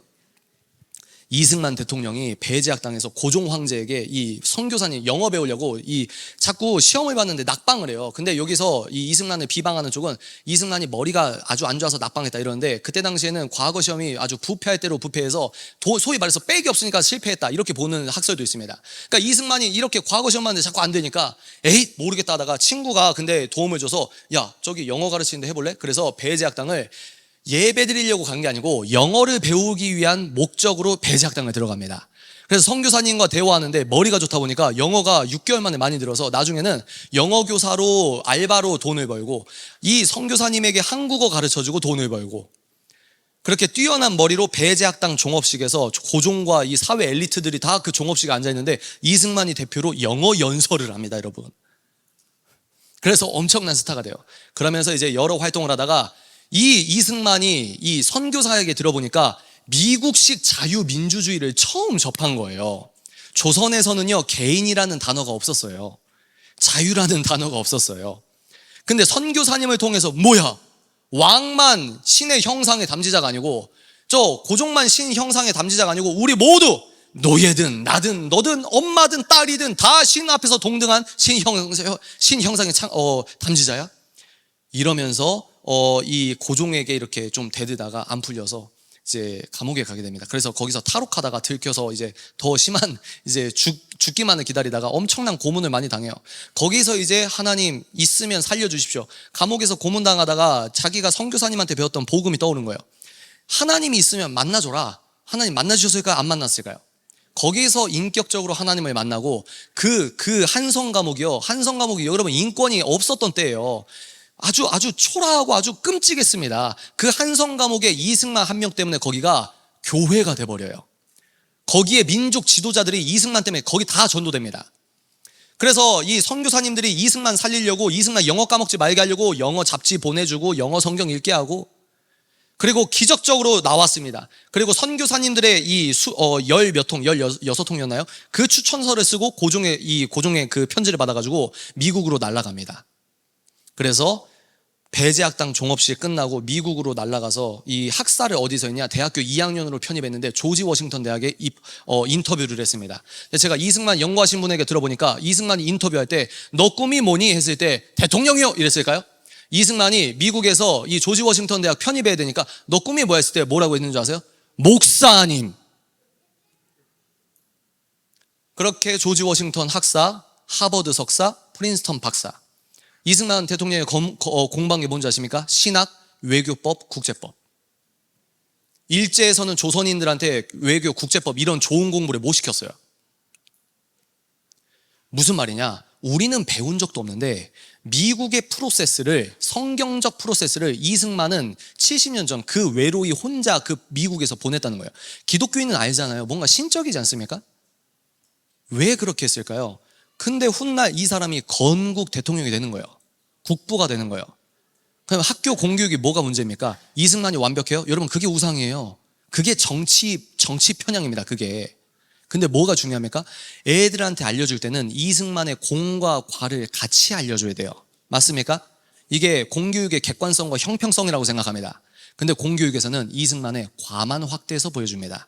그러면서 객관적인 척을 하니까 문제가 되는 거예요. 3.1운동이나 대한민국 건국은 기독교를 빼고는 말이 안 됩니다. 하나님의 섭리 가운데 이승만이라는 퍼즐을 세운 거예요. 대한민국을. 그리고 이승만의 고집과 선견지명으로 미국, 초강대국 미국과 한국을 누가 때리면 미국이 자동적으로 참전하게 되는 거예요. 그래서 우리가 이렇게 자유민주주의가, 우리가 잠잘 때 중국이 쳐들어온다, 북한이 쳐들어온다 이런 걱정 안 하잖아요. 공짜는 아닙니다. 그런데 이 성경에 의거한 자유민주주의, 이걸 이제 시간이 되면 이제 또 이번에 이 서구 문명에 대해서 공부했으면 좋겠네요. 근데요, 이 서구 문명, 그러니까 대한민국이든 미국이든 이런 의미에서 미국도 우파의 나라고요, 대한민국도 우파의 나라예요. 이해가 되세요? 이 제가 말하는 이걸 채택하면 누가 싫어할까요? 사단이 그렇게 싫어하는 거예요. 그래서 마르크스 주인이 주체 사상인이 예수를 왕으로 모시지 않고 본인 똑똑하다고 하는 자기 자아를 우상 숭배하는 이 무신론자들 중에 똑똑하다는 사람들을 사단이 미혹해서 여러 이론을 만들고 너는 사이비, 너는 무신론, 너는 대학교 총장, 위치와 카테고리는 다른데 그 꼭대기에 사단이 미혹하고 있고 이 사람들을 끌고 가고 있으면 대한민국 생각해 보십시오. 여러분 생각을 해보세요. 여러분 새벽기도 있으십니까? 생각을 해보세요. 이 동방의 작은 한 나라에서, 여러분 동방의 작은 나라에서 새벽마다 기도와 예배의 영광이 퍼져나와요. 어떤 나라가. 이해가 되세요? 주일에도 전국에 있는 교회에서 예배의 영광이 퍼져나와요. 동방의 어떤 작은 나라가. 그 예배 자유가 헌법으로 보장되는 미국식 자유를 채택한 어떤 동방의 작은 나라가 예배가 그렇게 터져나오는 거예요. 월요일은 월요일 예배, 화요일은 화요 찬양 예배, 수요일은 수요 예배, 목요일은 찬양 예배, 금요일은 금요 철야, 토요일은 또 토요일 예배, 주일은 또 새벽부터 주일 예배. 예배가 끊이지 않는 이 나라가 얼마나 사단이 보기 싫겠습니까? 얼마나 지긋지긋하겠어요. 법이 왜 무섭습니까? 헌법을 연구하거나 국회의원이거나 예배자, 신앙과 생활이 뜯어진 종교인 포함해서 무신론자들, 자기들이 똑똑하다고 하는 인간들이 만든 이론과 인간들이 만든 인권으로 이 사람들이 국회든 입법이든 이 사회의 주류가 되면 필연적으로 반드시 법이 바뀌게 되는 겁니다. 법이 딱 제정되면 어떻게 됩니까? 낙태 이거 22주, 24주 이렇게 딱 정해지면 뭐예요? 한국은 그때부터 죄를 찍어내는 국가가 되는 겁니다. 법이 그래서 무서운 거예요. 사단은 예배의 자유가 살아있는 나라를 가만두지 않습니다. 왜 미국과 한국이 이렇게 양극화가 심합니까? 여러 학술적 접근 방법이 있겠지만 저는 어떻게 생각하냐면 미국과 한국이 그나마 복음주의가 지금 흥행하고 있는 나라이기 때문입니다. 아멘이십니까? 성경이 진리라고 믿으십니까? 이 아멘에도 안 잡혀가잖아요. 파주 교회는요, 파주에서 30분만 차 타고 올라가면요, 성경을 갖고 있다는 이유만으로 이 사람이 미성년자건 성인이건 얘는 일단 공개 총살이에요. 그리고 성경을 갖고 있는 아이의 친인척들이 다 정치범 수용소로 갑니다.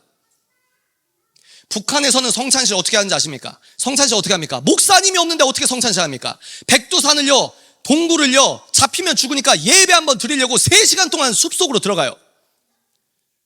그리고 한국에서 몰래 보내준 선교사님의 카세트 테이프로 성찬식 멘트를 틉니다. 그리고 여러분, 떡이 어디 있습니까? 다 말라 비틀어진 보리 같은 거 어디 주워가지고 으깨가지고 이게 성찬이에요. 포도주가 어디 있습니까? 산딸기도 아닌 이상한 열매 집 짜가지고 이게 예수의 피라고 하는 거예요. 하나님께서 한반도를 같이 보고 있단 말입니다. 아멘이십니까? 창조주 하나님께서 남한에선, 대한민국에선 이것 때문에 시험 들었어요, 저것 때문에 시험 들었어요, 이것도 보시고 동시에 목숨 걸고 그 구구절절한 그 성도의 피값으로 이룬 예배 한 번, 두 번을 같이 보고 있다는 거예요. 그런데 이 지난 5년이나 지금이나 하나님께서 은혜를 내려주셔서 이 젠더 이데올로기에 다 속고 있었는데 지난 5년 동안 깨어난 분들이 많이 있었다는 거예요. 그 중에 한 명이 접니다. 저 왼쪽에서 예수께 편향한 사람입니다. 저 낙곰수 세대입니다. 왼쪽에 있는 책 많이 읽었어요. 알아요. 예수님의 은혜로 될 수 있다는 거예요. 어떻게? 하나님이 살아계셔서 예수님을 사랑하는 자는 진리로 다가오는데 하나님의 은혜로 눈에 비늘이 벗겨지게 되는 겁니다. 아멘이십니까? 이 교회요, 제가 CTS에서 우리 서산 제일감리교회 그 CTS 영상 봤는데 엄청 멋있고 거룩하고 위대한 교회더라고요. 100년 전통 맞습니까? 한국의 터줏대감 맞습니까? 이 교회에서 이런 복음을 듣고 이제 개인의 영성, 내 느낌만 충만한 그런 종교가 아니라 우리 기독교인이 한국을 사랑하고 하나님의 관점으로 이런 사상사를 대략적으로 배워보니까 그렇지, 예수께 사로잡힌 자가 아니면 사단으로 끌려가는 미혹적 프로세스에 다 끌려가고 있는데 이 사람들이 똑똑하다고 만든 이론들이 결국은 하나님 나라를 방해하고 있는 거구나. 대한민국은 공부해보니까 많이 이상해요. 대한민국 완벽한 거 아닙니다. 근데 미국과 대한민국이 이런 프로세스였구나. 그러면 또 어떻게 욱하시는 분 뭐라고 합니까? 어디서 이상한 논리 갖고 와가지고 또 미혹하고 있어? 야, 인간이 만든 사상이 어떻게 완벽하냐?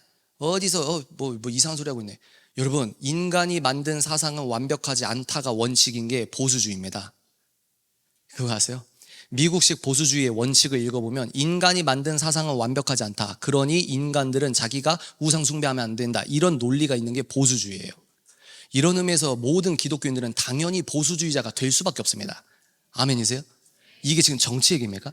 인간들이 만든 사상은 완벽하지 않다는 대원칙을 박아둔 게 미국식 보수주의예요. 미국식 보수주의는 하나님을 토대로 삼습니다. 근데 공부한 적이 없으니까 모르는 거예요. 어떻게 해야 될까요? 이 어떻게 해야 될까? 그리고 앞으로 또 이렇게 몇몇 기둥들을 배우셔야 됩니다. 그리고 저는 올라갈 거예요. 여러분, 우리가 어떻게 될까요? 비늘이 벗겨지면 어떻게 될까요? 오늘 그 얘기하고 마치겠습니다. 비늘이 벗겨졌습니다. 어떻게 할까요? 첫 번째 한번 따라 볼까요? 예수님을 만나라. 여러분 포함해서 여기 안 나오신 분, 시험 드신 분, 앞으로 오실 분, 모든 분들이 하나가 되어서, 예수 안에서 하나가 되어서 하나님의 은혜로 눈에 비늘이 벗겨지길 바랍니다. 두 번째 따라 해보실까요? 음식을 먹고 힘을 얻으라. 사도 바울이 어떻게 했습니까? 음식을 먹고 힘을 얻었어요. 왜 그럴까요? 앞으로 싸울 나이들이 많이 있기 때문입니다. 우리의 주적이 누구예요? 주사파요? 아니에요. 우리의 주적이 누굽니까? 민주당, 정의당이에요? 아니에요. 우리의 적은 누굽니까? 눈에 안 보이지만 실제하는 사단입니다. 아멘이십니까? 길게 싸워야 돼요. 여러분 축하드립니다. 고생길 열리셨어요. 우리 함께요 정말 제대로 예수 믿어봅시다. 아멘이십니까? 그래서 음식을 먹고 긴 준비를 하십시오. 뛰실 필요도 있겠지만 긴 호흡으로 걸어가십시오. 그래서 여러분들이 제가 걱정하는 게 뭐냐면, 이렇게 공부가 끝난 분들이 내가 은혜로 눈 떴는데 친구들과 대하다가 나는 이제 알아, 책임사자가 뭔가 말해서 뭔가 알아. 근데 이 자리에 없었던 친구, 크리스천 친구가 있는데 무슨 얘기하다가 이놈 너 좌파구만 이러면 안 돼요. 왜? 이분들은 좌우도 나랑 다르잖아요 지금. 그러니까 여러분들이 이것들은 어떻게 우리가 여러분들이 지혜 있게 사랑으로, 이건 이제 나중에 얘기하고, 두 번째가 뭐였어요? 음식을 먹고 힘을 얻으라. 왜? 긴 호흡으로 걸어가야 됩니다. 아멘이십니까? 여기 계신 분들 우리 모두 대한민국 살리는 분들이에요. 우리 10년 뒤 20년 뒤도 우리 영적 가족으로, 영적 동료로 함께 싸울 겁니다. 누구랑? 사단과. 아멘. 마지막 세 번째 한번 따라해 보실까요? 외치기 시작하라. 사도 바울이 눈에 비늘 같은 것이 벗겨지고 네가 핍박하는 예수다. 오호, 그러면서 어떻게 했습니까? 곧바로 예수님이 하나님의 아들이라고 각 회당에서 외쳤다고 합니다. 여러분, 이런 사실을 알면은 지금 유치원이든 공공기관이든 학교 생활이든 교과서든 문화 콘텐츠든 우리 주변을 둘러싼 골리앗들이 이제 보이십니까? 눈에 비늘이 벗겨지셨어요? 골리앗들이 보이십니까? 골리앗이 하나님을 모욕하는 소리가 대한민국에 가득 찬 현실이 이제 들리십니까? 어떻게 해야 될까요? 여러분들의 물맷돌을 잡아야 된다 이 말이에요. 골리앗의 하나님을 모욕하는 소리가 아무리 들려도 세상 월요일부터 토요일까지는 골리앗의 모욕 소리가 안 들려요. 왜? 귀도 막혔고 눈도 막혔으니까. 근데 교회에서는 열심히 찬양합니다. 제가 서론에서 기억나세요? 교회 찬양 집회 아멘, 진화론 아멘. 어른도 똑같아요. 교회는 아멘, 세상 젠더 이데올로기와 공산주의와 문화 막시즘과 주사파와 이 모든 선동에도 아멘. 근데 본인이 객관적인 줄 알아요. 그게 뭡니까? 본질적 교만입니다. 이런 얘기를 하니까 저를 얼마나 싫어하겠어요? 그분들을 미워합니까? 아니요. 끝까지 사랑해야 됩니다. 어떻게 해요? 사도 바울처럼 이건 예수님을 모욕하는 법이야. 이건 예수님을 모욕하는 문화야. 아멘이십니까? 우리가 찬양 한 곡 한 번 짧게 하고요. 시간이 많이 갔기 때문에 첫날이니까 여러분 양해를 바랍니다. 여러분 찬양을 한 곡 하고 이제 마무리하도록 하겠습니다. 우리 함께 기도해라는 찬양을 한 번 하고 짧게 기도하고 제가 마무리하고 내려가겠습니다. 첫날이에요 여러분. 우리 함께 기도해 가보죠. 우리 함께 기도해. 주 앞에 나와 무릎 꿇고 우리 4일 동안 은혜 받읍시다. 아멘이십니까? 사울의 삶을 모든 걸 청산하고 사도 바울로서 대한민국 지킵시다. 아멘이십니까? 다음 세대 지킵시다. 아멘이십니까? 우리 함께 찬양하고 기도하도록 하겠습니다.